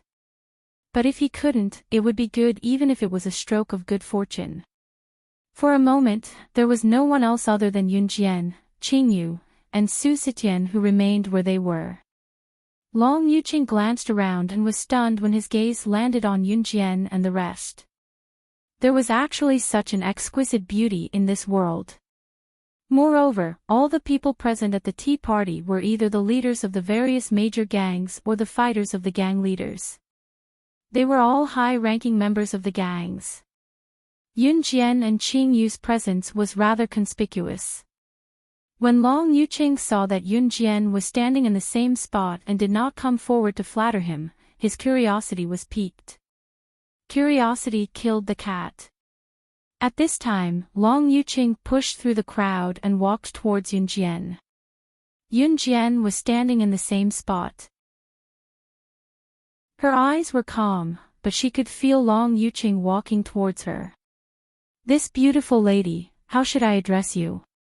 Long Yuqing asked as he stood in front of Yunjian, sizing her up with interest amidst the crowd's support and envy. Yunjian only raised her head to glance at Long Yuqing before withdrawing her gaze. She faintly spat out 2 words, Rakshasa. Long Yuqing was even more surprised when he saw Yunjian looking down and ignoring him after a glance. Of all the people who came here, which one of them wasn't anxious to curry favor with him? She was really special. "May I know which gang you're from then?" Long Yuqing's voice sounded as loud as he could to make the women present scream. However, Yunjian did not feel anything. She did not even bother to reply to Long Yuqing. "We're from Ji Province's Falcon Hole." Su Zetian, on the other hand, was a little scared when Yunjian did not reply to Long Yuqing, so he replied on her behalf. "Ha, interesting." Long Yuqing narrowed his eyes and stared at Yunjian with interest.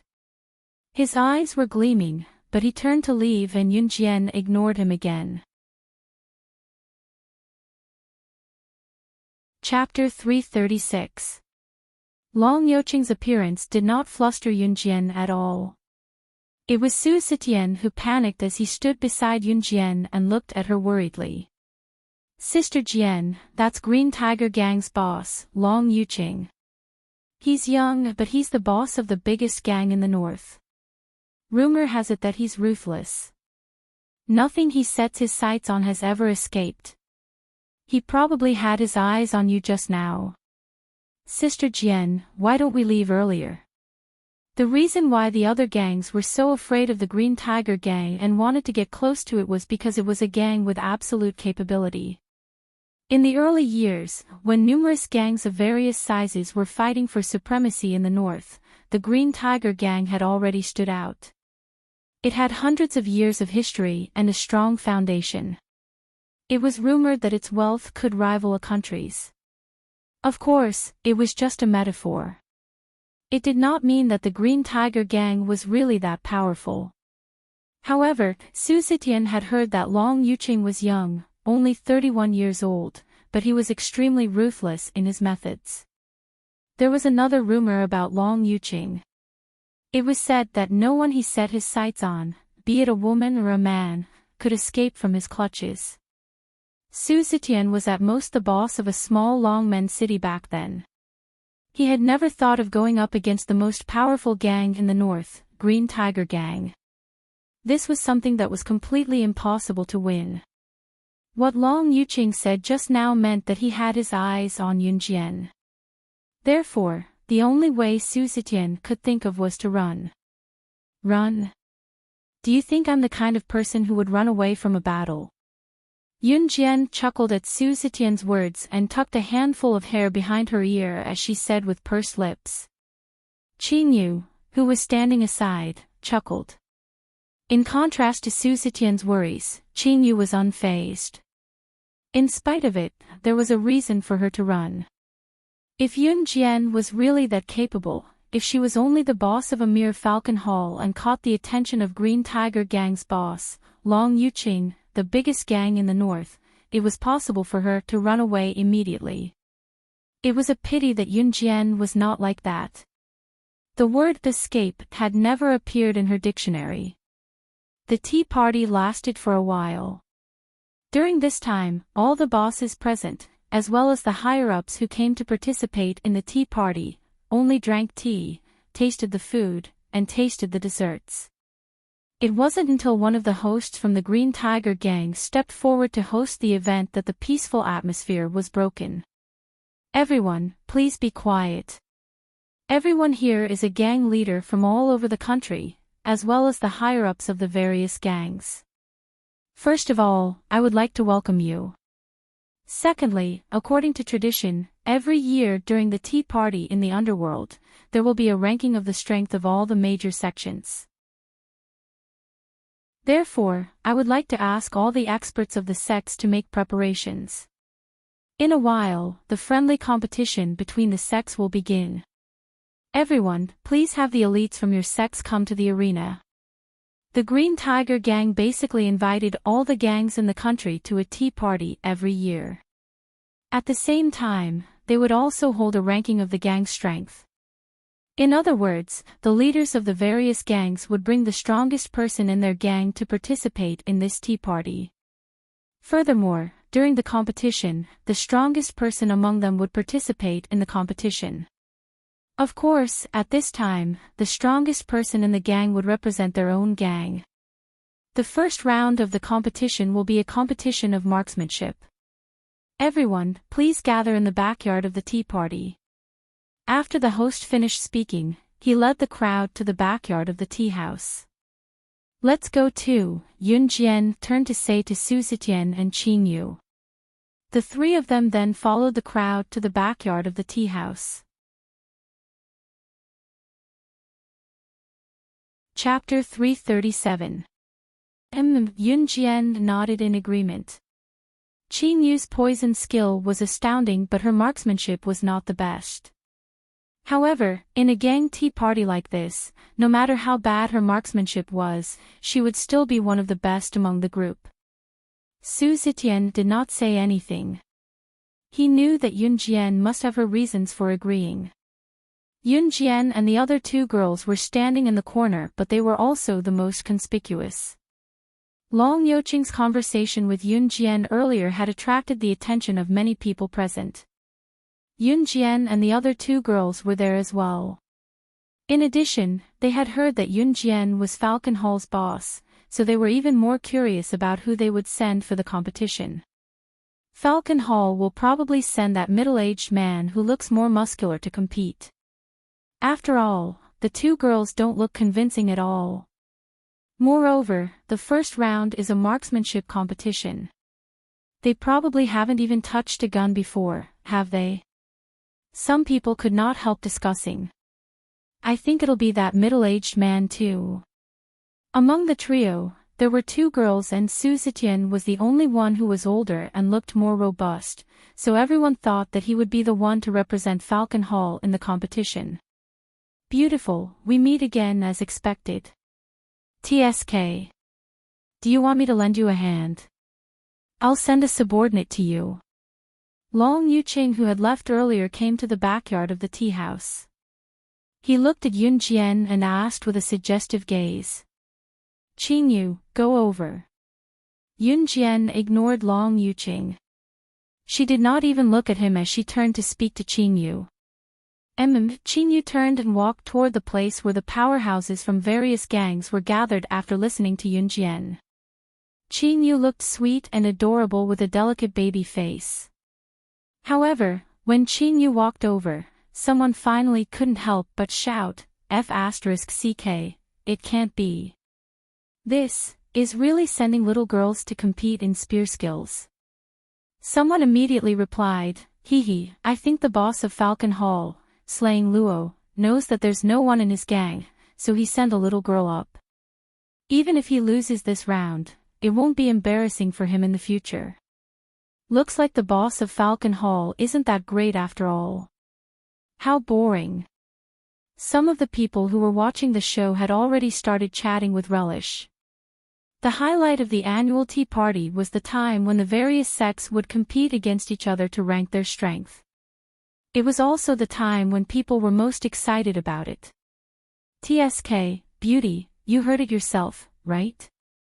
Wasn't it nonsense to send a little girl to shoot a gun? I said that I would send a subordinate to help you out of the goodness of my heart. Why don't you appreciate it? Long Yuqing stood not far from Yunjian and couldn't help but whisper. All in all, his words were filled with doubts about the azure glaze spear technique. However, before Long Yuqing could finish his sentence, a series of gunshots rang out from the arena. Bang, bang, bang. 10 consecutive gunshots rang out as Qingyu raised her gun and aimed at the target before she started firing. 10 shots, each one in the ring, hitting the target 10 times. Long Yuqing shut his mouth at once. Those who were gossiping about Yunjian and her companions just now kept their mouths shut as well. On the other side, Qingyu ran back after firing her 10 shots. When she came to Yunjian, she said joyfully, Sister Jian, I'm done, but the target is so close. It's really easy. Yunjian nodded faintly without much reaction. She looked as if everything was within her expectations. After that, each gang's experts fired their 10 shots and the person in charge of registration was done as well. At this time, the host stood on the competition stage again and used his not-so-pleasant voice to continue speaking, cough cough.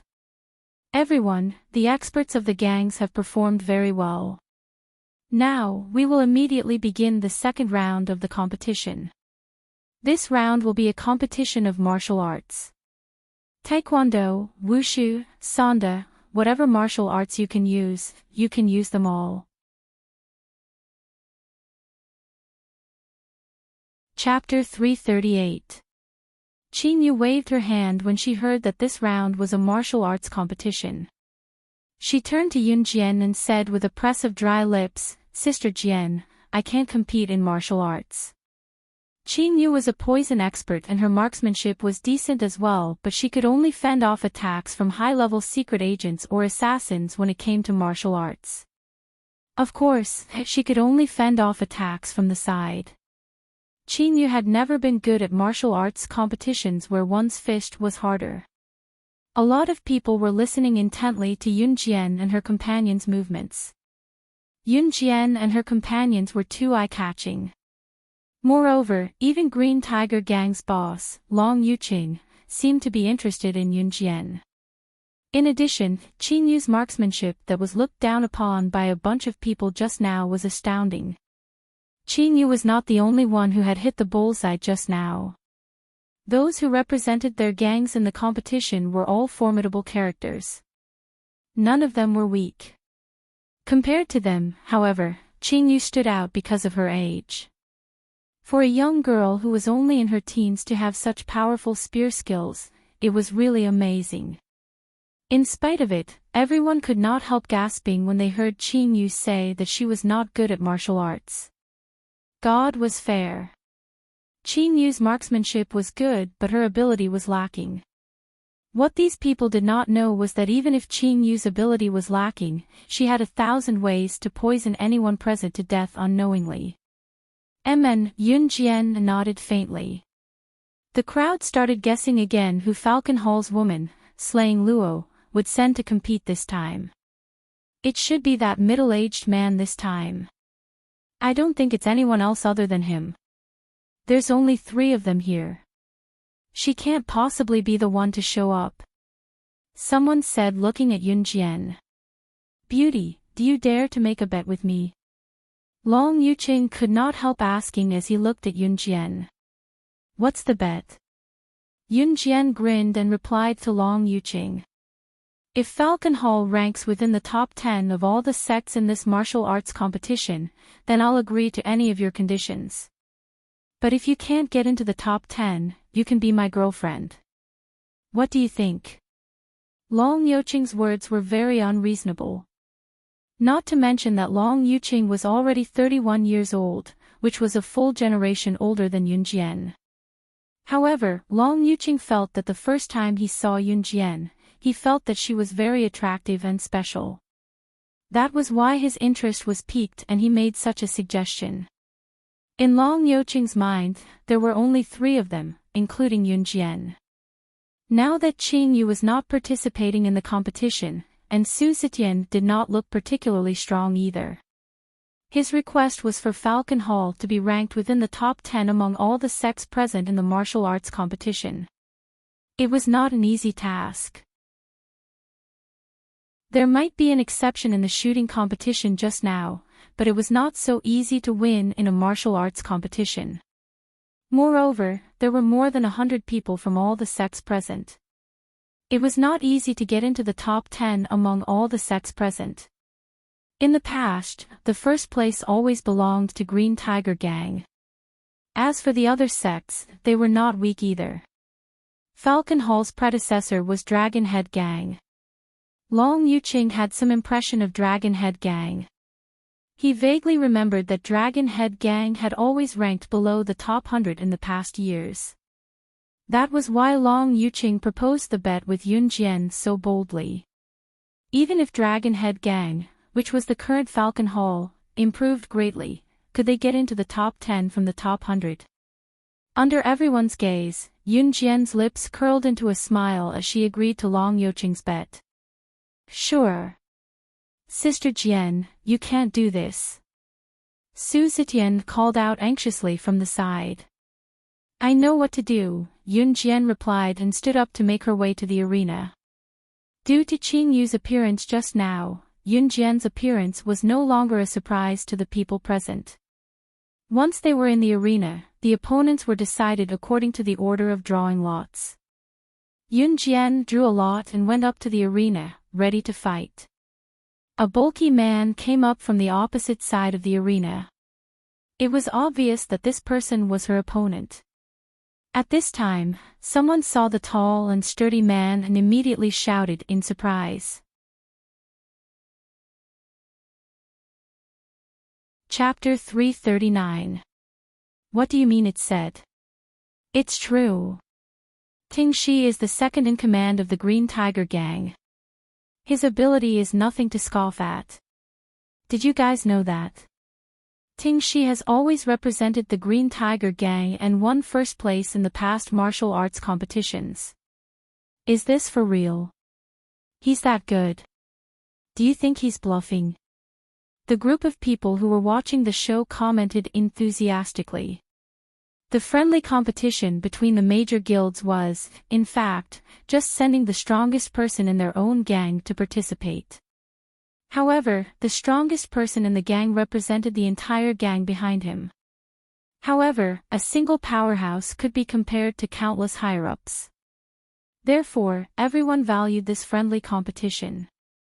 After all, whichever gang sent this person to win first place would mean that the gang was very powerful. The crowd was enjoying the show while Su Zetian wore a bitter expression on his face. Compared to Su Zetian, Qing Yu was sitting on a bench lazily, munching on the sunflower seeds that she used to entertain the guests. Long Yuqing, on the other hand, sat on the highest seat. He narrowed his eyes, certain that Yunjian would lose. At the same time, Yunjian, who was thought to lose for sure, stood in the ring. She glanced sideways at her opponent, the burly Ting Shi, who was about 193 meters tall. The difference between Tingxi's height and Yun Jian, who was about 1.6 meters tall, was huge. Under such circumstances, no one thought that Yun Jian could win the competition. That included Su Zetian. Although Yun Jian had defeated Shiniji, who almost made it into the international fighting tournament, Tingxi was not on the same level as Shiniji back then. Tingxi was originally a retired Special Forces soldier. When he was a Special Forces soldier, he had even killed a female secret agent from an international underground organization with his bare hands. Therefore, Su Zetian thought that no matter how powerful Yun Jian was, she was only a little girl after all. Could she really defeat Tingxi, who had killed the female secret agents from the underground organization, who killed without batting an eyelid? You want to fight me? Soaring Snake frowned when he saw that his opponent was Yun Jian.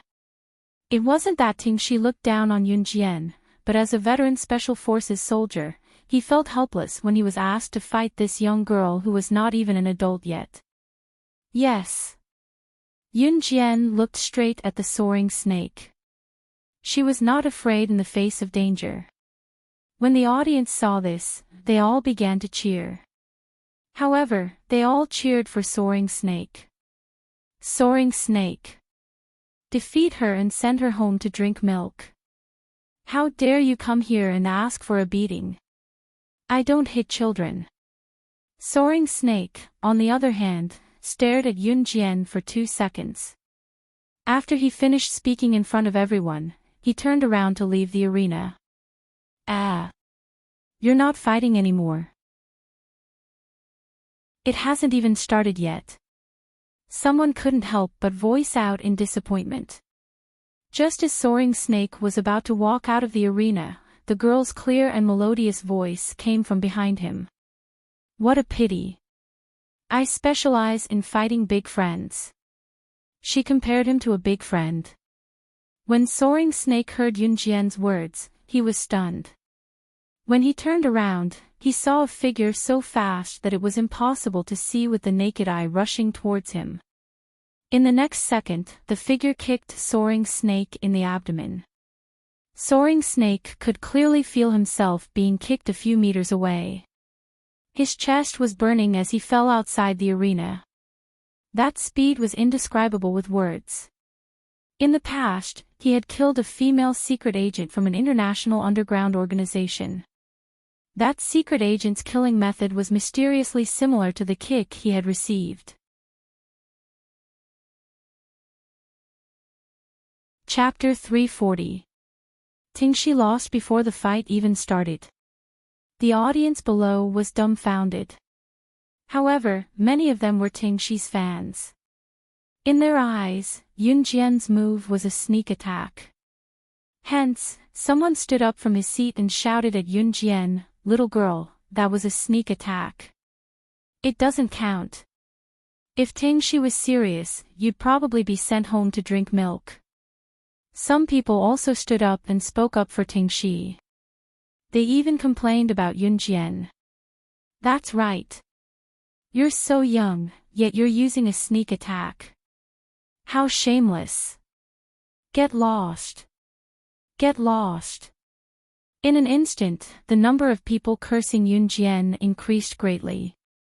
Long Yuqing, who was sitting below, had already sensed that something was wrong when Yun Jian made her move. He narrowed his eyes and stared at Yun Jian as if he wanted to see through her. Yun Jian, who was slandered by the crowd, was unmoved. She narrowed her eyes and looked at Tingxi, who was lying on the ground. Suddenly, she hooked her pinky and said with a glimmer in her eyes, "If you're not convinced, you can fight me fair and square." Yun Jian didn't intend to win with a sneak attack. Reality proved that if she didn't make the first move, with Tingxi's character, he would probably leave. Tingxi, who was lying on the ground, looked at Yun Jian and stopped looking at her with contempt. Yun Jian didn't use too much strength in her kick. Even so, it was enough to hurt Tingxi, but it didn't hurt his muscles or bones. Tingxi patted the dust off and stood up from the ground. He frowned and looked at Yun Jian for 2 seconds. After a while, his face darkened again. Under everyone's gaze, he said to Yunjian, "I admit defeat." Tingshi was a smart person. He was able to become the second in command of the Green Tiger Gang and had worked for Long Yuqing for so many years. He definitely had some tricks up his sleeve. Yunjian's kick just now might have looked like a sneak attack to others, but only he knew. Even if Soaring Snake hadn't been ambushed and had fought Yunjian head-on, the result would have been the same. He would have been sent flying with a kick. Tingshi was the champion of the martial arts competition over the years. It could be said that as long as he admitted defeat, Yunjian would have a 100% chance of winning even if she fought with others later on. After all, Yunjian's kick just now was not for show. No one dared to underestimate Yunjian anymore.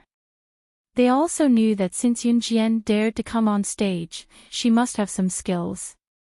However, Tingshi's admission of defeat still shocked everyone. However, compared to Soaring Snake's surrender, Long Yuqing's expression was the ugliest. Long Yuqing was the first to stand up. As the leader of the Green Tiger Gang, he slammed the table and ordered Soaring Snake, "How can a member of the Green Tiger Gang be such a coward?" Long Yuqing was afraid that if Tingshi admitted defeat, Yunjian might really make it to the top 10. He was still waiting for Yunjian to fulfill her promise after she lost. Tingshi remained unmoved after hearing Long Yuqing's words. If he could win, why would he admit defeat? However, even though he knew that he couldn't beat his opponent, Tingshi wasn't so stupid as to rush to his death. "Boss, I'm not a coward. I really can't beat her." That kick just now didn't seem special, but the way she attacked was similar to the female international secret agent I killed years ago. No, it was even better. Back then, when I killed that female international underground agent, I was also covered in wounds and on the verge of death. I almost died. That's why I can't beat her in this round. That's why I admitted defeat. Tingshi's words pierced everyone's hearts. Such a high evaluation caused huge waves in everyone's hearts. Chapter 341. The female international secret agent that Tingshi had killed was an elite with decent skills. It was said that she could be ranked in the top 50 of the secret agent ranking. International was a global concept. To be able to be ranked in the top 50 of the assassin or secret agent ranking was already quite powerful. After all, there were many assassins or secret agents in the world. As for the top 10 assassins or secret agents in the international assassin or secret agent ranking, they were simply freaks that crawled out from a pile of dead people. Among the top 20 assassins or secret agents, which one of them was not a big devil with blood on their hands? These 20 people were people that no one present would even think about. After all, these people were at the top of the world, and they did not have the life to meet them. Therefore, Tingshi, who had killed the female international agent, had won the respect of the strong in everyone's hearts. Today, however, Tingshi, who claimed to be a powerhouse, was saying that Yunjian was more skillful than the female agent whom he had barely managed to kill back then. Under such circumstances, who would dare to fight with Yunjian?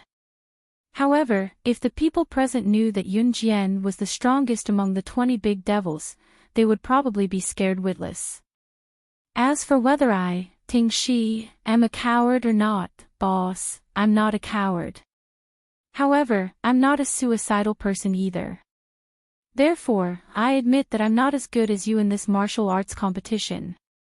Tingshi said this to Long Yuqing, then turned around and left the arena, walking toward the guest seats.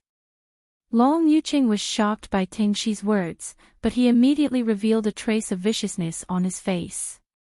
Ahem, since Tingshi admitted defeat, then it's Luo Xiao's victory. The host continued to preside over the event. In this martial arts competition, Yunjian defeated Tingshi, but she still had to fight with the other masters of the gang. However, because of Tingshi's precedent, The other people who met Yun Jian all admitted defeat with tears in their eyes. What a joke! How would they dare to fight a woman that even Ting Shi could not defeat? Wouldn't that be courting death? Therefore, Yun Jian did not even need to fight again to secure the first place in the martial arts competition. Winning first place in the martial arts competition also meant that Falcon Hall had surpassed the Green Tiger Gang this year and became the overall champion of this tea party competition. First place. Due to Qin Yu's outstanding marksmanship in the first round and Yun Jian's first place in this round, the overall champion was Falcon Hall. The result shocked everyone present, and Long Youqing's expression darkened further. Long Youqing had planned for Yun Jian's Falcon Hall never to enter the top 10, that was why he made the bet. But now, her Falcon Hall had actually replaced her Green Tiger Gang and won first place in this tea party competition. Yun Jian, who had not even made a move, returned to her seat. She was not in a hurry to sit down but stared at Long Youqing with her pretty eyes and asked, "I wonder if the bet I made with Boss Long earlier still stands." Long Youqing's expression darkened under everyone's watchful eyes. He had lost face because of a woman. She, on the other hand, was only the boss of a city-level gang. How dare she threaten him again and again? Reality proved that Long Youqing did not plan to fulfill his promise. Chapter 342. Although Long Youqing was the boss of the Green Tiger Gang, and he was quite good-looking, at least his facial features could be considered decent. But how many of the gang members who could survive in the black market were honest and upright? It was true that gangsters were loyal, but it did not apply to Long Youqing. Su Zetian was afraid of Long Youqing from the start because this was Long Youqing's territory. More importantly, Long Youqing did not have a good reputation among the big gangs. Some people said that he changed his attitude faster than flipping a book. Moreover, as mentioned earlier, there was nothing that Long Youqing could not get if he wanted it. As for Long Youqing's sudden change in attitude, everyone present could not wait to avoid it. Yun Jian, the person in question, was surrounded by Long Youqing's gang of close to 100 men. However, she looked normal and did not look surprised at all. Even Long Youqing's sudden change in attitude seemed to be within her expectations. Long Youqing was already on his feet now. He went to Yun Jian and looked down at her from above. After 2 seconds of silence, he spoke to Yun Jian. "Hee, you're a smart person. Since that's the case, I won't beat around the bush with you.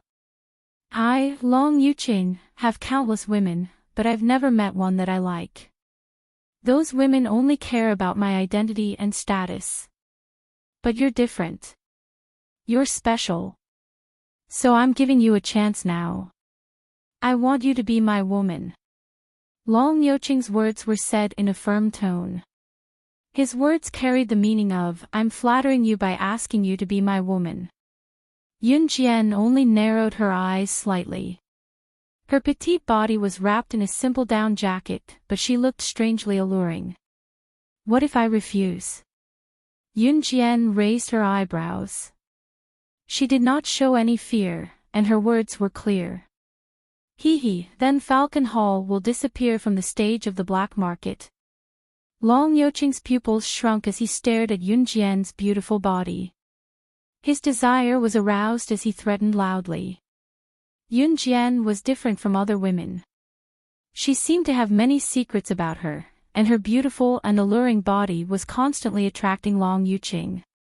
Long Youqing desperately wanted to have her for himself. He could not help roaring inwardly that he had to make this woman his prisoner in bed. "Are you sure?" Yun Jian, on the other hand, kept her smile with squinted eyes. There was an unfathomable viciousness on her petite face. Su Zetian and Qing Yu were standing behind Yun Jian, surrounded by a group of people. Su Zetian was already sweating profusely. This time, Sister Jian did not bring any of her brothers with her, but something like this happened. He was afraid that Long Yuqing would ruin Yunjian, of course. Ha! Babe, all of this can be avoided if you're obedient. Long Yuqing was back to his usual self as he walked up to Yunjian with a smile and stood in front of her. Her fair and flawless skin was reflected in Long Yuqing's eyes as he unconsciously reached out to touch Yunjian's cheek. The gang leaders who dared not make a sound shook their heads inwardly. Yunjian was skilled, but there were only 3 of them. How could she win against Long Yuqing? The pretty girl was probably going to be ruined here. Just as Long Yuqing reached out to touch Yunjian's cheek with a smile, a bright object flashed before everyone's eyes. TSS. With a soft sound, a blinding bullet came from afar and sank into Long Yuqing's hand that was about to touch Yunjian's skin. Ow! Long Yuqing howled as the bullet pierced his palm, his voice echoing through the clouds. Everyone was stunned by this turn of events. At the same time, everyone looked in the direction where the bullet had come from. A man in his 19 years of age was escorted by 2 men in their 20s as they walked over. The man in the middle was the one who had fired the shot. He was currently striding over with his long legs. Chapter 343. The newcomer was CE. The 2 men standing behind CE were none other than Adam and Immerse, who were always by his side. The appearance of the 3 men immediately caused a commotion among the crowd. The 3 of them were all top-notch beauties, and their appearances were absolutely stunning. In comparison, CE's looks were a cut above the other 2 men. The surrounding crowd was dumbfounded by what they saw. Originally, among this group of people, Long Yuqing's appearance could be considered to be the most upright and outstanding. However, the appearance of the 3 men, not to mention CE, who was standing in the middle, the 2 men beside him were far more attractive than Long Yuqing. As for CE, who was standing in the middle, he was so handsome that words could not describe him. At that moment, what frightened the crowd the most was what CE had said earlier. Kill Long Yuqing. Destroy the Green Tiger Gang. The crowd's hearts skipped a beat, but they quickly calmed down. Even if CE had shot Long Yuqing's palm the moment he appeared, what kind of status did the Green Tiger Gang have? The Green Tiger Gang was the top gang in the northern region. How could they be destroyed just like that? Yes, young master. Immerse, who was standing on the left, answered. He then took out his phone from his pocket and dialed a number. Who are you? How dare you say that you want to kill me and destroy the Green Tiger Gang? Long Yuqing's face was contorted in pain as he pressed his other hand that was shot through with one hand and took 2 steps forward to stand in front of CE, speaking through the pain. You don't deserve to know our young master's identity. As for your Green Tiger Gang, our Hun organization can't destroy you. Adam could no longer suppress his irritable nature. He jumped out and sneered at Long Yuqing. An Hun organization. An Hun organization. Wasn't an Hun organization the famous assassin organization that had trained countless international bigwigs? One should know that the top secret agent, Slaying God, who had shaken the world and made countless businessmen, politicians, and international tycoons tremble in fear, was from an Hun organization. These people were from the Hun organization. Hearing Adam's words, Long Yuqing's face, which was already pale due to his injuries, became as white as a sheet of paper. He was stunned on the spot. The Hun organization, along with the Kosha mercenaries, was known as the #1 assassin organization and the #1 mercenary organization. Someone once said that if you offended anyone from the Hun organization, you wouldn't be far from death. Long Yuqing hadn't expected the people from Hun to show up at his little tea party. The bullet had pierced his palm, but Long Yuqing was enduring the suffocating pain. He knelt down with a thud and crawled towards CE. Please let me go, let me go. I don't know how I've angered all of you, but please forgive me. Let me go this time. Long Yoqing's entire body was trembling, and his voice was trembling. Heavens! An Hun organization. He, Long Yuqing, had angered the people from an Hun organization. Not to mention the Green Tiger Gang. Even if all the gangs present were to combine forces, they wouldn't be a match for an Hun organization. This was the difference in ability. I don't know how you've angered our young master. Pfft, you challenged our young madam in public, and you say you didn't anger our young master. Adam stood in front of Long Yuqing and mercilessly stomped on the back of Long Yoqing's hand as he spoke word by word. Chapter 344. From today onwards, don't let me hear any news about the Green Tiger Gang. Ce turned his body sideways, not even sparing a glance at Long Yuqing, who was kneeling on the ground with Adam stepping on the back of his hand, announcing his end. Young mistress. This woman named Slaying Luo was the woman of this man who possessed such a dominating aura. Long Yoqing's eyes lost their color as he stood rooted to the ground. His heart was pounding with regret. Alas, it was too late. He actually wanted to snatch the woman from an Hun group. Now, the 100-year-old Green Tiger Gang that had been passed down by his ancestors would be destroyed because of his mistake. Everyone was stunned as they stared at Ce, who announced the end of the northern region's top gang, Green Tiger Gang, as he walked toward Yunjian. At this moment, everyone's hearts surged with a wild exclamation. Yunjian was actually the woman of an important figure in an Hun group. She actually had connections with people from an Hun organization. Su Zetian was equally stunned. He stared blankly at the man who walked toward Yunjian like a king, exclaiming inwardly. It was no wonder that Yunjian was so confident that she could lead the gang out of Longmen City. Su Zetian was the only one who felt grateful that he had chosen to follow Yunjian back then. Otherwise, he would still be wandering around Longmen City. Yunjian was destined to be extraordinary. Ce was already in front of Yunjian. Looking at the girl's petite face, he had the urge to hide her in his embrace and prevent her from being stolen by anyone. Why are you here? Yunjian blinked. She had wanted to make a move just now, but Ce had made the first move. Moreover, he had told her that he would be leaving for a while. She did not expect him to appear here, so she asked. I'm done here, so I came to look for you.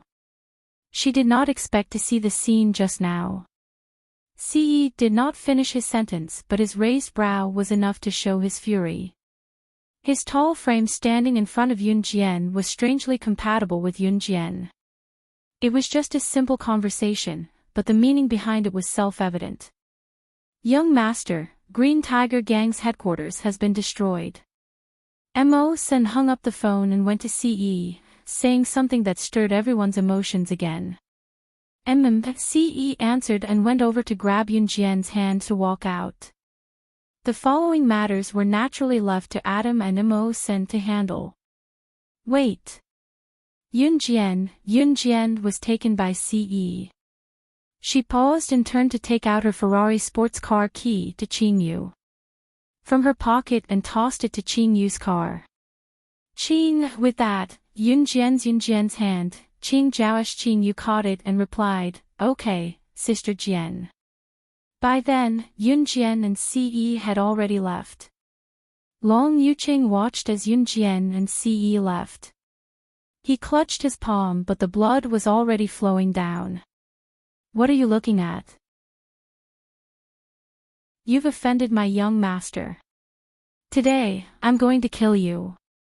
Adam stepped on the back of Long Yoqing's hand and twisted Long Yoqing's head mercilessly. The tea party could not continue now that it had come to this. However, no one would have thought that the Green Tiger Gang, once the #1 gang in the northern region, would completely disappear from the stage of history just because Long Yuqing had flirted with a woman that he should not have flirted with. Chapter 345. When Yunjian and Si walked out of the tea party venue, Adam lifted his leg to grab Long Yuqing from the ground and was about to give him the final blow. Suddenly, a weak male voice rang out from the tea party venue. The man's voice was directed at Adam. "Are you Adam, one of the 4 leaders of the Enhun organization?" There were 4 leaders in Enhun organization. Their names were Adam, Mo Sen, Shuang, and Lin Wei. The 4 leaders of Enhun organization were the people with the highest positions in the organization other than the leader. Moreover, the 4 of them had their own duties and each of them was comparable to the top 3 of the international assassin and secret agent rankings. Among the 4 of them, Lin Wei was in charge of training the assassins in Enhun organization. Hence, he was the most mysterious. Shuang, on the other hand, represented the leader of Enhun organization. As for Adam and Mo Sen, they followed the leader of Enhun organization. Both of them were the closest to the leader of Enhun organization who was rumored to be powerful but never revealed himself. This weak male voice came from a sickly and frail middle-aged man. He had heard that Adam, one of the 4 leaders of the Enhun organization, was a hot-tempered person, which was very similar to the person in front of him. Hence, he spoke up. However, when the crowd heard him, they were stunned and held their breath. Everyone who was present was in the underworld. Who had not heard of the 4 leaders of Enhun organization? Even Qing Yu could not help but shudder at this moment. Adam and Mo Sen were the ones who always followed the leader of Enhun organization. They would never show weakness to anyone. There was only one person who could make them listen to him and bow down to him willingly. That person was the leader of Enhun organization. If that was the case, could the man who looked like he was only 19 years old be the leader of Enhun organization himself? Yunjian had left the tea party with Ce and got into Ce's Lamborghini. Once they got into the car, Ce grabbed Yunjian's wrist. He narrowed his eyes slightly, a strong sense of possessiveness reflected in his starry eyes. "If you meet that kind of person in the future, kill him directly. If anything happens, I'll take care of it for you." His gaze that met with Yunjian's gradually softened. However, his words were still filled with anger. Whether it was Chen Yan at the beginning or Long Ucd this time, they all wanted to steal his woman. Ce had never wanted to wrap a woman up so crazily to prevent others from seeing her beauty. He had hated women since he was young until he met her. Ce, on the other hand, was someone who did not like someone. Once he liked someone, he would never change. Therefore, he was really angry just now. His eyebrows were slightly furrowed, and there was an indescribable handsomeness on his handsome face. Suddenly, a pair of cold hands caressed between his brows, smoothing his frown. She could feel her heartbeat as she met Ce's eyes, pressing her lips seductively. She pursed her red lips and leaned closer to him. Ce looked at the red lips that were inches away from him. He swallowed his dry throat and leaned his head forward to kiss those red lips. Yunjian responded to him like dry wood meeting fire. Perhaps in Yunjian's heart, she had already set her mind on him. After the kiss, Yunjian lowered her head, her face flushed red.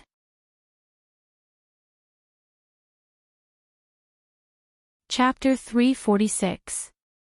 After Yunjian and Ce returned to Longmen City, Qingyu and Su Zetian arrived shortly after. Qingyu had rented a suite in Longmen City and was staying there for the time being. Not long after she returned to Longmen City with Ce, the 2 leaders of Enhun group followed them to Longmen City and stayed in the villa as Ce's friends. The empty villa became lively all of a sudden. Dong Wan did not know Adam and Mo Sen's identities at all, thinking that they were her nephew's friends. Therefore, she welcomed them warmly. This morning, Yunjian brought her brother, Yun-Yi, to join Zhang Xiaofeng for a morning run and forced Zhang Xiaofeng to train his body's flexibility. Zhang Xiaofeng was sweating profusely, but in order to learn new moves, he gritted his teeth and persevered. Yun Jian had also pulled her brother, Yun Yi's ligament, but Yun Yi did not even cry out in pain. Zhang Xiaofeng and Yun Yi were already sweating from exhaustion. Before they left, Zhang Xiaofeng even called out to Yun Jian, "Master, the masquerade party I mentioned to you last time will be held at 6:00 next Saturday night. You must come." Zhang Xiaofeng then turned around and called out to Yun Yi with a cheeky grin, "Hey, junior brother, you're coming too. It's a promise. No going back on your word."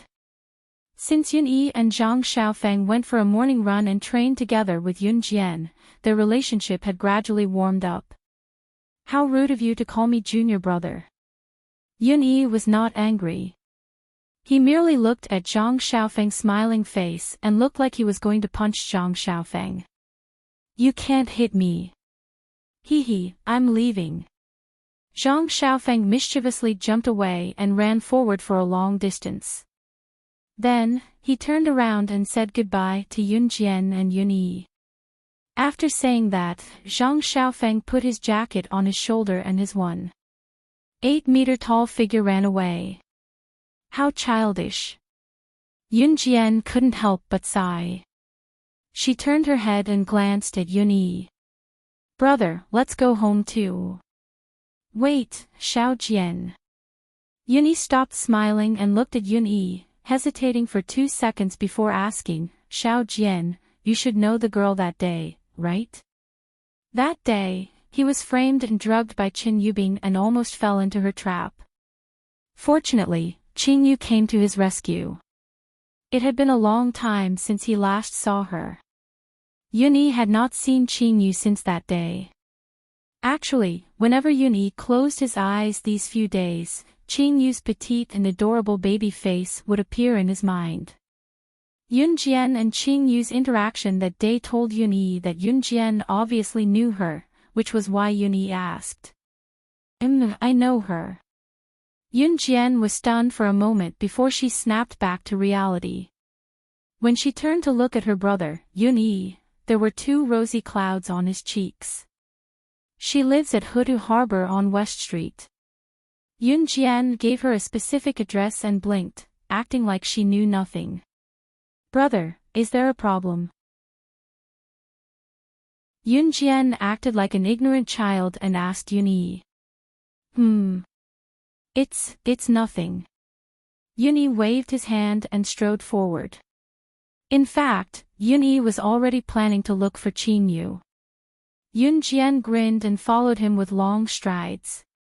It happened to be the afternoon of the same day. Qin Yu stayed at home alone. She had rented the suite and extravagantly installed a color TV in the living room. The TV was currently playing Calabash Brothers that were popular in 1998. "Grandpa, Grandpa." The voice that came from the TV made Qin Yu chuckle as she munched on sunflower seeds. It did not match her usual babyface image at all. Ding dong. There was a knock on the door. "Who is it?" Qin Yu spat out the sunflower seed shell and called out loudly. By then, Qin Yu had spat out melon seed shells all over the floor. The room was a mess, completely unlike the reserved manner a girl should have.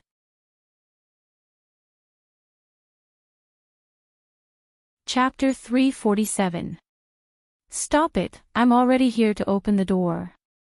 "I'm so pissed, it's the best part of the show. Little Calabash Brothers' grandfather has been taken away."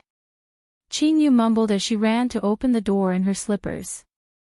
Since she was at home, she only wore a dress with sleeves that did not go past her knees.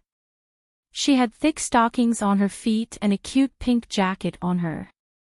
As soon as she said that, she opened the door and saw the person standing outside. In an instant, the long-winded words in his mouth stopped. Yun Yi was standing at the door. He wore a thick blue down jacket that accentuated his handsomeness. In spite of it, Qin Yu was rooted to the spot when she saw Yun Yi. Her words stopped abruptly as well. "Ah! Why are you here? Qingyu shrieked after a moment of silence. Then, she realized that she was wearing very casual and revealing clothes. In this cold winter, wearing less would always feel more exposed than others. Of course, Qingyu would only wear this at home. She had thought that it was Yunjian who was knocking on the door because Yunjian was the only one who knew that she was staying here. That was why she had boldly opened the door. Who would have thought that the person standing at the door was not Sister Jian but Yun-Yi? Once she saw Yun-Yi, she was reminded of the time when she was nude and Yun-Yi was detoxified and both of them were hugging each other. Her cheeks glowed red as if blood was splattered on them. She had no choice but to detoxify Yun-Yi back then. After all, Yun-Yi was drugged with an aphrodisiac and the effect was rather strong. She could only remove her clothes and warm up Yun-Yi's body with her body temperature before feeding him the antidote to neutralize the drug. Qingyu's way of saving people had always been unique as it was her own creation. Later, Yun-Yi said that she would be responsible for her, so she didn't think much about it. But now, wasn't it because of that that Yun-Yi was standing at the door? Can I come in? Yun-Yi smiled politely. His smile was like the spring breeze, giving people a refreshing feeling as if they had been blown by the spring breeze. Ah. No.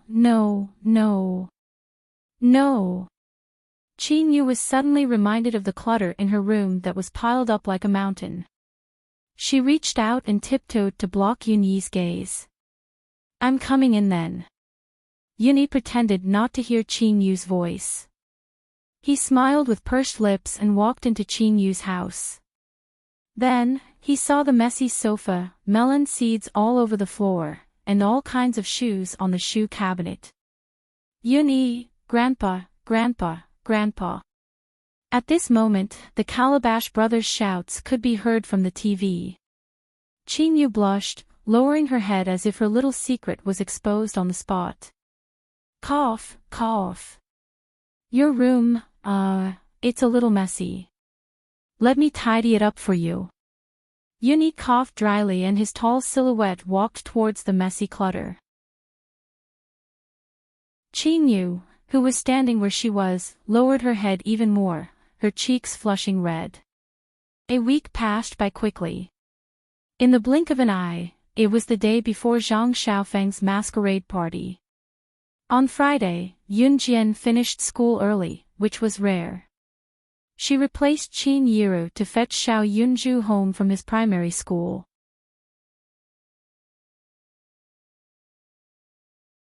Chapter 348.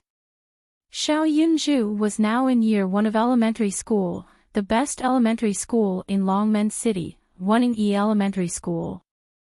Wanning-Yi Elementary School was the best elementary school in Longmen City, just like Longmen-Yi High School where Yunjian studied and De High School where Yun-Yi studied. Yunjian took the bus and came to the entrance of Wanning-Yi Elementary School. She had just finished school and was carrying a shoulder bag. She had not put it down when she ran to the school to fetch Xiao Yunju. Wanning-Yi Elementary School was a government-run elementary school and its teachers were of high standards.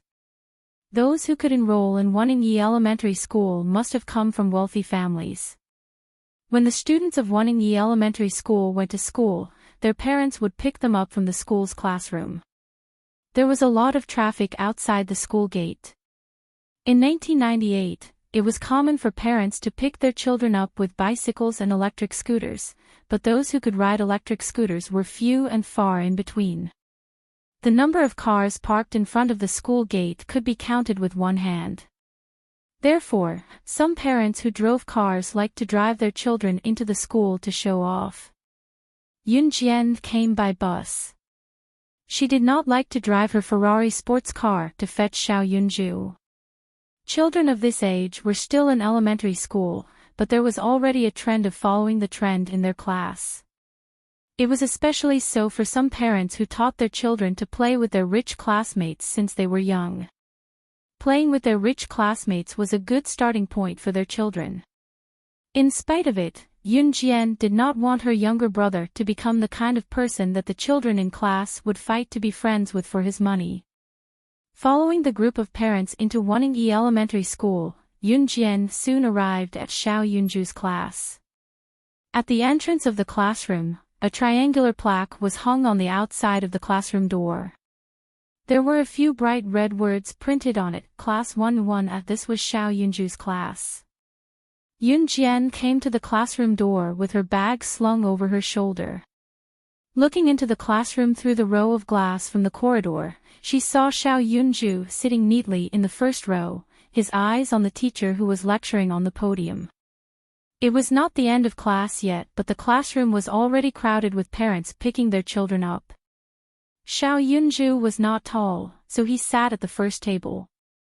Yunjian could clearly see his little head bobbing from the corridor behind. The teacher in the classroom seemed to have said, "Class is over," and the students in little Yunju's class quickly packed their bags.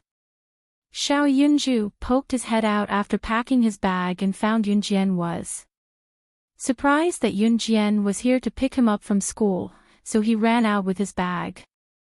"Big sister." Xiao Yunju ran into Yunjian's arms. Yunjian patted Xiao Yunju's head and took the bag from Xiao Yunju's hands. She asked, "Xiao Yunju, did you listen to the teacher in class today?" Xiao Yunju shook his head and suddenly raised his head stubbornly. Yunjian suddenly saw a line of tears on his little face. "What's wrong?" Yunjian suddenly frowned. She squatted down and looked at Xiao Yunju's stubbornly tear-streaked face. "Are you Yunju's big sister?" Suddenly, a greeting came from the side. Yunjian turned around and saw that the female teacher who had been standing on the podium just now was already in front of her. Next to the female teacher was a noble woman who was holding a white and chubby boy's hand. Before Yunjian could respond to the female teacher, the noble woman next to the female teacher pointed at Yunjian's nose and scolded her.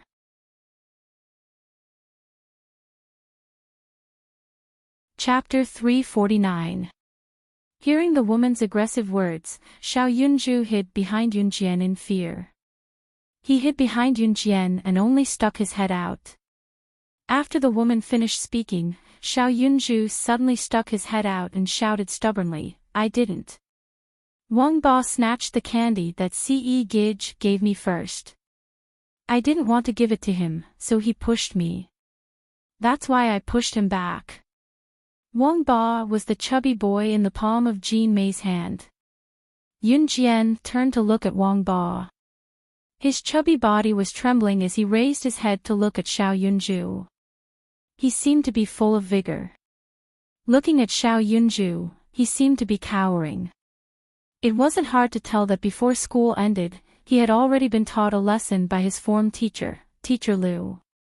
"You're so young, but you've already learned how to lie. Ha! My son snatched your candy. Do you think the candy in your hand is made of gold?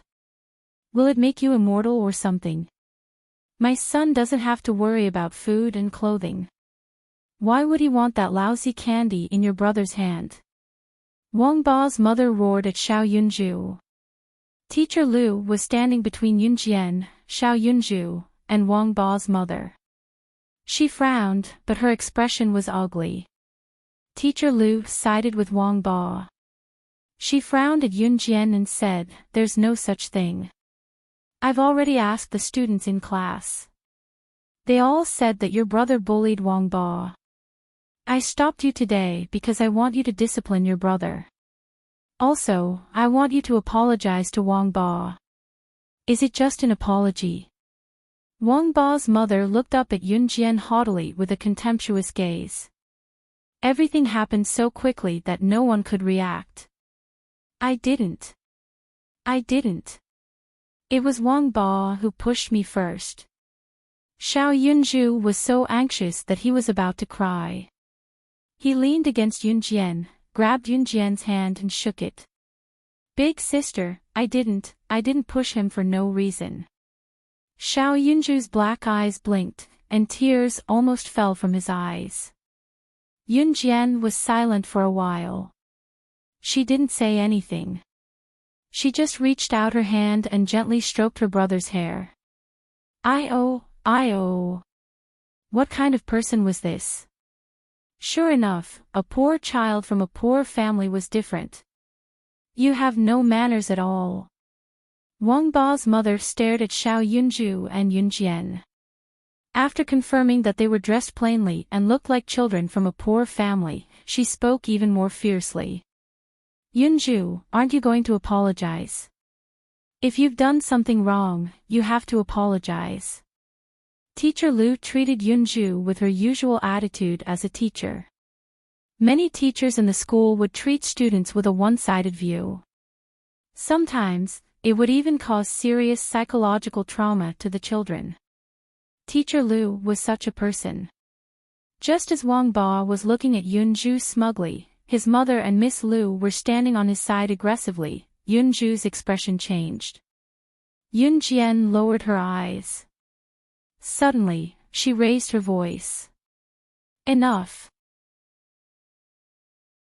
Teacher Lu, Wang Ba's mother, and even a group of passing parents were shocked by Yunjian's shout. Yunjian pulled Xiao Yunju. She stood in front of Wang Ba's mother and Teacher Lu without showing any signs of weakness.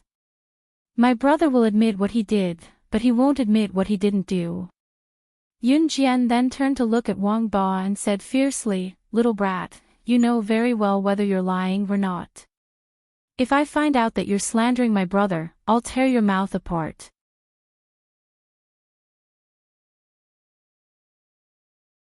Chapter 350. Perhaps it was because he had been spoiled since he was young, Wang Ba did not back down out of fear. Instead, he stood up like his mother and raised his voice to Yunjian. "I'm not spouting nonsense. Humph, it was Yunju who pushed me. He's crazy." As he spoke, he pointed his chubby finger at Yunju and continued to scold and frame him. "I also heard that Yunju is a fatherless brat. Humph, I actually brought candy today. After he pushed me, he snatched my candy away. Slap." Yunjian stepped forward. She did not care that Wang Ba was a primary school student. She raised her hand and gave Wang Ba a hard slap. The words fatherless pierced Xiao Yunju's heart. Xiao Yunju's eyes, which had been stubbornly holding back tears, instantly turned red.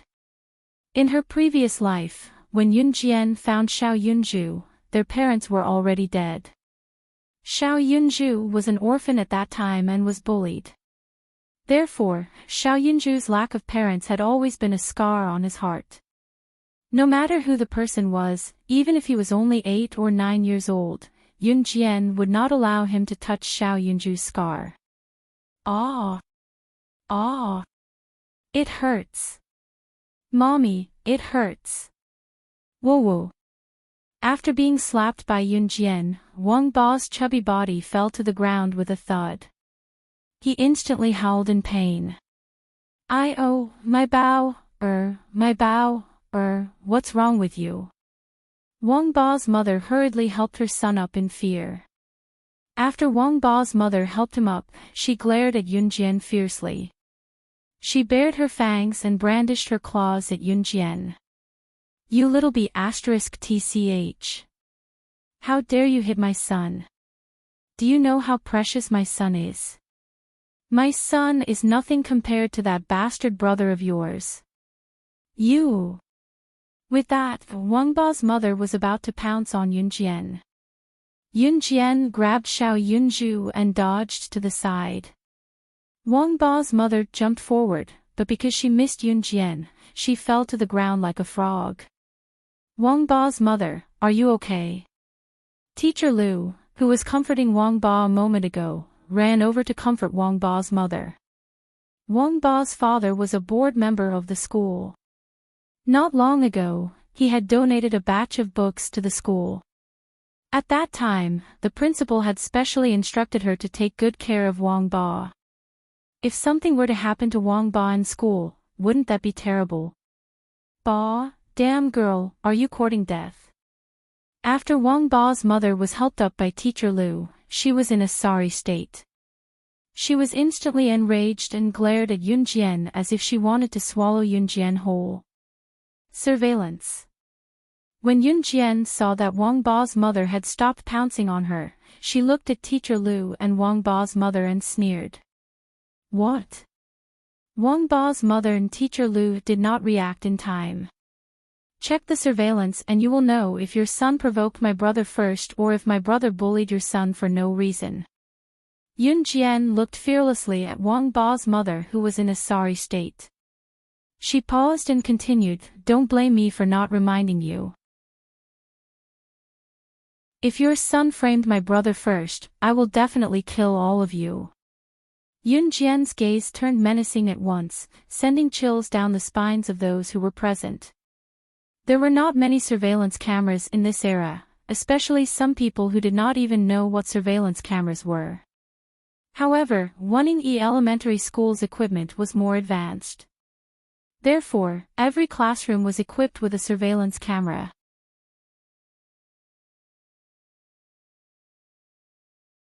Chapter 351. Once she heard that they were going to check the surveillance cameras, Wang Ba's mother's slender figure shuddered. To be honest, she did not know if it was her son or Xiao Yunju who made the first move. She had rushed to Miss Lu to ask Yunju to apologize to her son after hearing her son's one-sided explanation just as she arrived at school. Actually, Miss Lu had already reprimanded Xiao Yunju in front of the whole class about Xiao Yunju and Wang Ba's incident. She did not expect him to be so spirited, telling his mother directly after school and asking her to stand up for him. It was just that everyone had forgotten that there were surveillance cameras in the classroom. To be honest, in a school classroom, who would remember if there were any surveillance cameras? Besides, this was not an era where surveillance cameras were everywhere. Normal families would not even install surveillance cameras. Primary schools were different. The children were still young and mischievous. Moreover, the teachers could not keep an eye on their classmates all the time, so they could only install surveillance cameras in each classroom. Waning Elementary School was the best primary school in Longmen City, so they could afford to install surveillance cameras. Therefore, every corner of the school was monitored by surveillance cameras. However, the internet was not yet popular in 1998. Even a mobile phone was still a luxury item. Therefore, many people, including the teachers, had completely forgotten about the fact that there were surveillance cameras in the school. Miss Lu snapped out of it at once. She believed that Wang Ba was not lying, so when Yun Jian said that, she went with the flow. Check the surveillance cameras then. In any case, Wang Ba was definitely right. Miss Lu's confidence came from nowhere. When she agreed to Yun Jian's request, her tone was confident and carried an air of maturity that was rich in experience. Isn't this just two kids pushing each other? What's there to check? Besides, didn't all the classmates in the class testify that he pushed my son? How could he be wrong? Wang Ba's mother did not mind talking too much. She stood up and spoke while trembling. After saying that, she kept repeating, besides, isn't it just a piece of candy? My family drives cars, why would I care? So you're saying that you don't dare to check the surveillance? Yun Jian sneered. She had already noticed Wang Ba's reaction. Wang Ba's cowering appearance was clearly an expression of a guilty conscience. Yun Jian tugged at Xiao Yunju. She was here today to seek justice for Xiao Yunju. Oh, I get it now. You're afraid that people will find out that your son stole my brother's candy, so you don't dare to check the CCTV. Yun Jian could tell from Wang Ba's mother's words and actions that this woman was very prideful. Therefore, her voice was very loud, so loud that people who were dozens of meters away could hear her clearly. When Wang Ba's mother saw that everyone was looking at her, she felt embarrassed on the spot. She looked at Yun Jian and raised her head with an arrogant look. Who says I'm scared? Let's go. Yunjian narrowed her eyes and her lips curled into a cold smile. After a while, the few of them arrived at the school's surveillance room. The teacher who was in charge of the surveillance room looked at Yunjian and the others in confusion. Then, he sat in front of the computer and looked at the surveillance footage for a long time. Finally, he found the footage of Xiao Yunju angrily pushing Wang Ba down. During this time, Wang Ba's hand was accidentally scratched by Xiao Yunju. When Wang Ba's mother saw this, she was instantly enraged. She pointed at Yunjian and continued to scold her. "See, it's your brother who pushed my son." Yunjian ignored the few of them. She asked the teacher to move away and sat in front of the computer. She reached out her hand and quickly tapped on the keyboard under the shocked gaze of the few people. Then, a scene suddenly appeared on the computer screen. Wang Ba walked toward Xiao Yunju who was sitting in his seat. He pointed at the lollipop in Xiao Yunju's hand and asked for it. Xiao Yunju shook his head. Wang Ba rushed forward and pushed Xiao Yunju fiercely. When Xiao Yunju steadied himself, Wang Ba reacted and angrily pushed back. He even accidentally scratched Wang Ba's hand.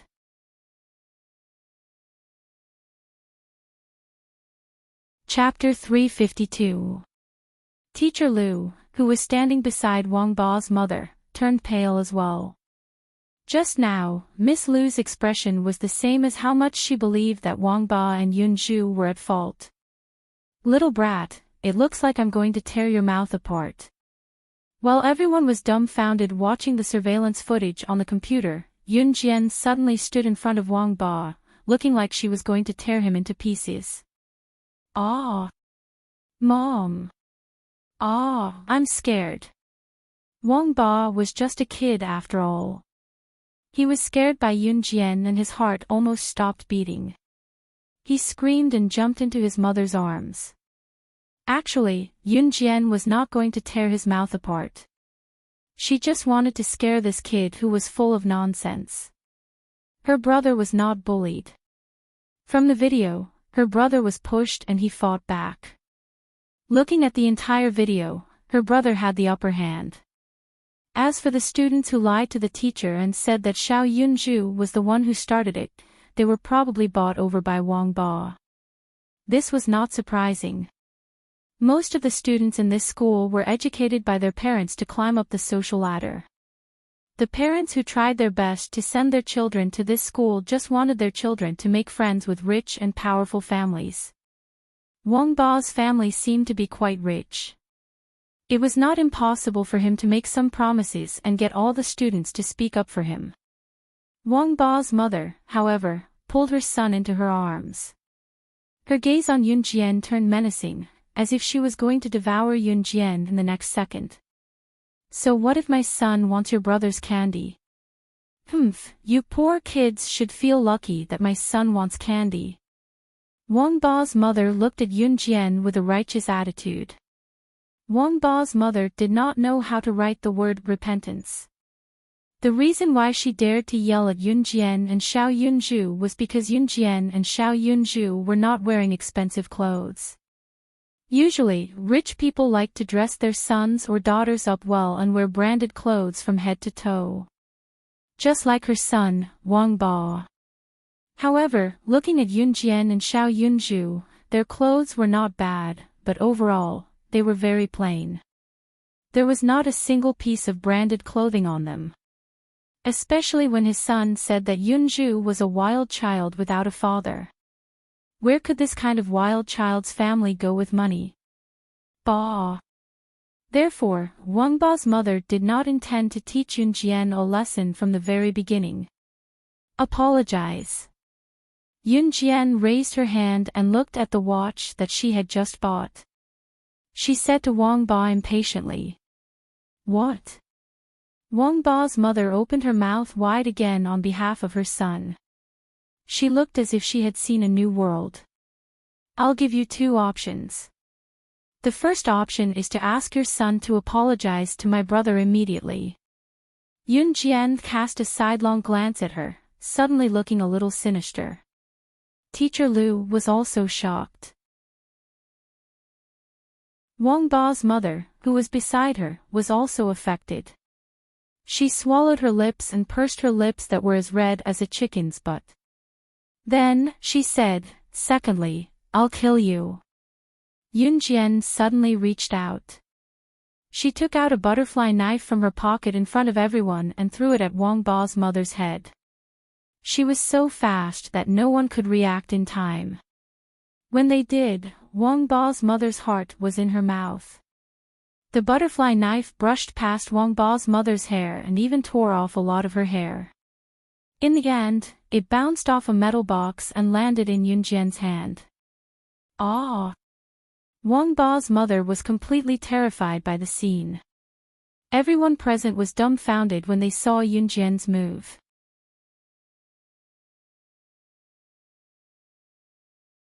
Chapter 353. Yun Jian's action almost scared everyone to death. However, what she said after that made everyone shudder. Was it a joke? Who would play a joke by throwing a butterfly knife at someone's head? However, Wang Ba, his mother, and Teacher Lu did not dare to make a sound. This was because they smelled a murderous aura from Yun Jian. Moreover, after the butterfly knife was thrown, Yun Jian was able to use the surrounding environment to bounce it back to her hand. Such a powerful skill could not be a coincidence. "So, are you going to apologize now?" Yun Jian tilted her head. She held Xiao Yunju's hand and stared at Wang Ba's mother lazily. The threat came out of her mouth naturally. Wang Ba's mother could not help but swallow her saliva. She held Wang Ba's hand and paused for a moment. In the end, due to fear, she pushed her son and quickly fell to the ground. Wang Ba's mother gave her son a shove and glanced at Yun Jian fearfully, looking like she had yet to recover from her initial shock. Apologize. Wang Ba's mother was someone who bullied the weak and feared the strong. She was scared out of her wits by Yun Jian's butterfly knife. Although her son was important, her face and her son's dignity were definitely more important than her. Wang Ba was also scared out of his wits. After all, he was only a first grader. When Yun Jian threatened him just now, Wang Ba was already scared out of his wits. So sorry. After being pushed out by his mother, Wang Ba's low voice came out of his mouth like a mosquito. "Xiao Zhu, can you hear his voice?" Yun Jian squatted down and looked at Xiao Yunju's pink face. She could not help but stroke his head and ask softly. "Sister, I can't hear him. He's speaking so softly." Xiao Yunju covered his ears with all his might. His pink face instantly became round and he even made a face at Wang Ba. "Stupid Xiao Yunju, you." Wang Ba saw Xiao Yunju making a face at him and immediately stood up. He clenched his fat fist and wanted to threaten Xiao Yunju but was covered by Yun Jian's words. "Did you hear that? My brother said he didn't hear what you said." Yun Jian turned her head sideways and looked at Wang Ba from the corner of her eyes. She played with the butterfly knife in her hand and revealed an evil smile. Yun Jian's actions made Wang Ba's mother and the others' hearts tremble. Wang Ba's mother, in particular, was already chilled to the bone when she saw Yun Jian playing with the butterfly knife. Shuddering, she smacked her son's head. Louder. Say it." Wang Ba's mother was afraid that the butterfly knife in Yun Jian's hand would fly out of Yun Jian's hand and fly towards her again. She was so scared that she quickly urged her son. It was the first time Wang Ba's mother had patted his head so hard. He felt so wrong that he was so scared that tears rolled down his face and he started to stutter. Wang Ba looked at Xiao Yunju and shouted, "Sorry." He had never been humiliated like this before. "If I find out that you bullied my brother again, you'll have to deal with it yourself." Yun Jian sneered. She did not even look at Wang Ba. Instead, she held Xiao Yunju's hand and walked out of the surveillance room without looking back. Wang Ba's mother heaved a sigh of relief. She trembled as she pulled her son up. She did not even have time to greet Teacher Lu and ran towards the door. Of course, she was not satisfied. However, Wang Ba's mother knew that she was no match for Yun Jian.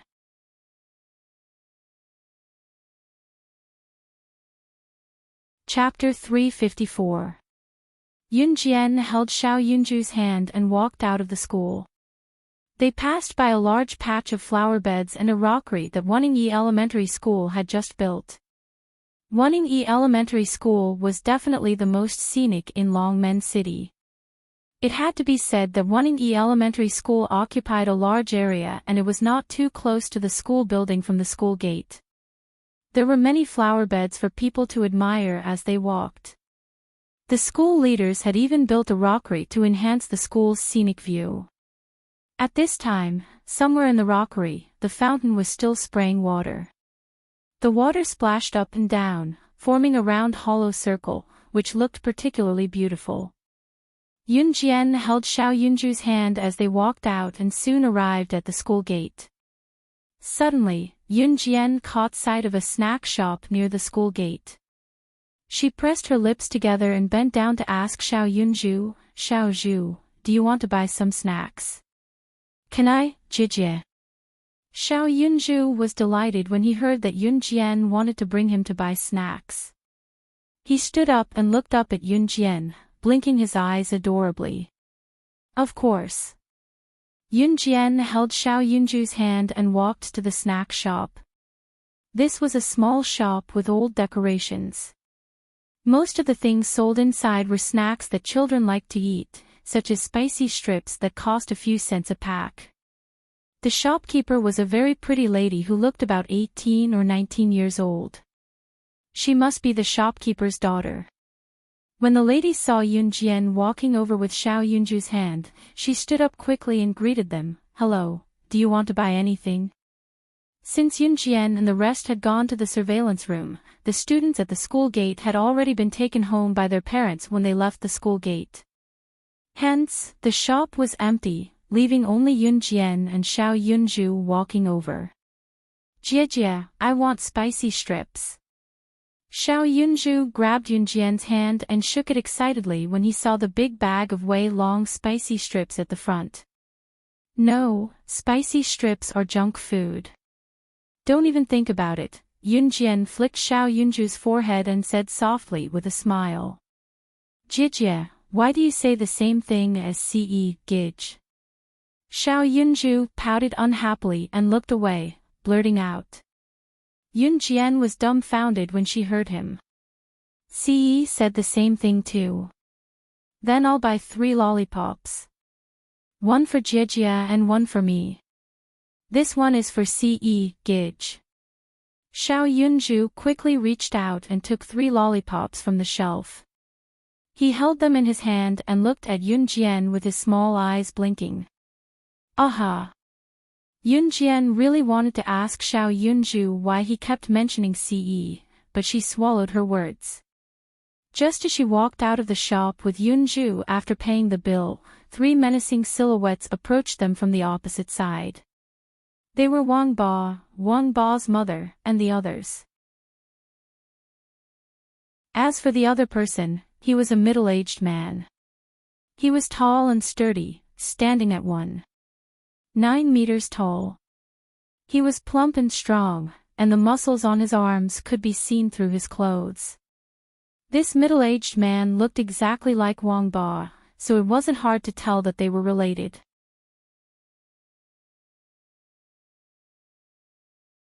Chapter 355. Yun Jian felt goosebumps all over her body when she heard Wang Ba's mother speaking to the middle-aged man with her soft and coquettish voice. The middle-aged man sized up Yun Jian with a sarcastic look. He even looked at her as if she was a beggar. "Are you the one who bullied my woman and my son?" The middle-aged man looked at Yun Jian and sneered. Yunjian held Xiao Yunju's hand. She raised her head slightly and looked at the middle-aged man. She smiled but did not say anything. The middle-aged man was Wang Ba's father, Wang Wugui. Wang Wugui was an employee of a large corporation. He had been working there for a few years and had been promoted a few times. He felt that he was already a big boss.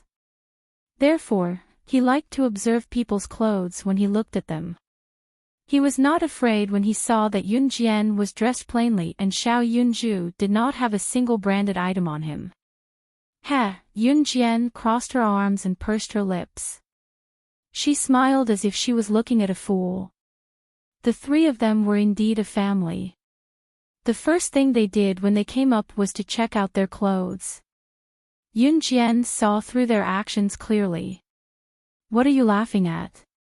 Wang Wugui rolled up his sleeves and was about to walk towards Yun Jian when he was stopped by Wang Ba's mother. Hubby, you can't go. This girl is strange. She seems to know some martial arts. Wang Ba's mother stopped Wang Wugui and stood beside Yun Jian. Now that her husband was there, Wang Ba's mother did not seem to be afraid of Yun Jian. Wang Ba's mother had also forgotten about what happened in the surveillance room. She came over and lifted her head to meet Yun Jian's eyes, her gaze distant. Then, Wang Ba's mother suddenly pointed at a Volkswagen Santana car that was parked not far away and showed it off to Yun Jian. Hee, little girl, you won't give up until you see the coffin. Do you see that? That's my car. Do you have a car at home? Young people nowadays like to act like they're rich and powerful but they're actually very sloppy at home. This young person was the one that Wang Ba's mother used to describe Yun Jian. Wang Ba's mother was not stupid. She did not want her husband to fight with Yun Jian. She followed Yun Jian here because she wanted to take revenge. She wanted to make fun of Yun Jian. Wang Ba's mother thought that young people nowadays would act like they were rich if they were poor. To Wang Ba's mother, Yun Jian was one of them. Wang Ba's mother's husband, Wang Wugui, actually had quite a high position in the company. After all, there were probably only a handful of people in the family who could afford to drive a car. Usually, Wang Wugui and his family would drive this Santana everywhere to show off. At the end of the day, their Volkswagen Santana was bought from New Cruise. Seeing that Yun Jian did not reply, Wang Ba's mother thought that she was stunned after hearing that the Volkswagen Santana belonged to her family. Wang Ba's mother was even more proud of herself. She even boasted, do you know the famous New Cruise? They're the best car marketing company. My family's car was bought from New Cruise. You're tuning into the LoveLore Library YouTube channel. We're so grateful for your support and don't forget to subscribe to join us on this incredible journey through captivating stories. Your generosity through donations truly makes a world of difference, as it's the primary source of revenue that allows me to expand and enhance this channel for you. Thank you from the bottom of my heart for being a part of this adventure.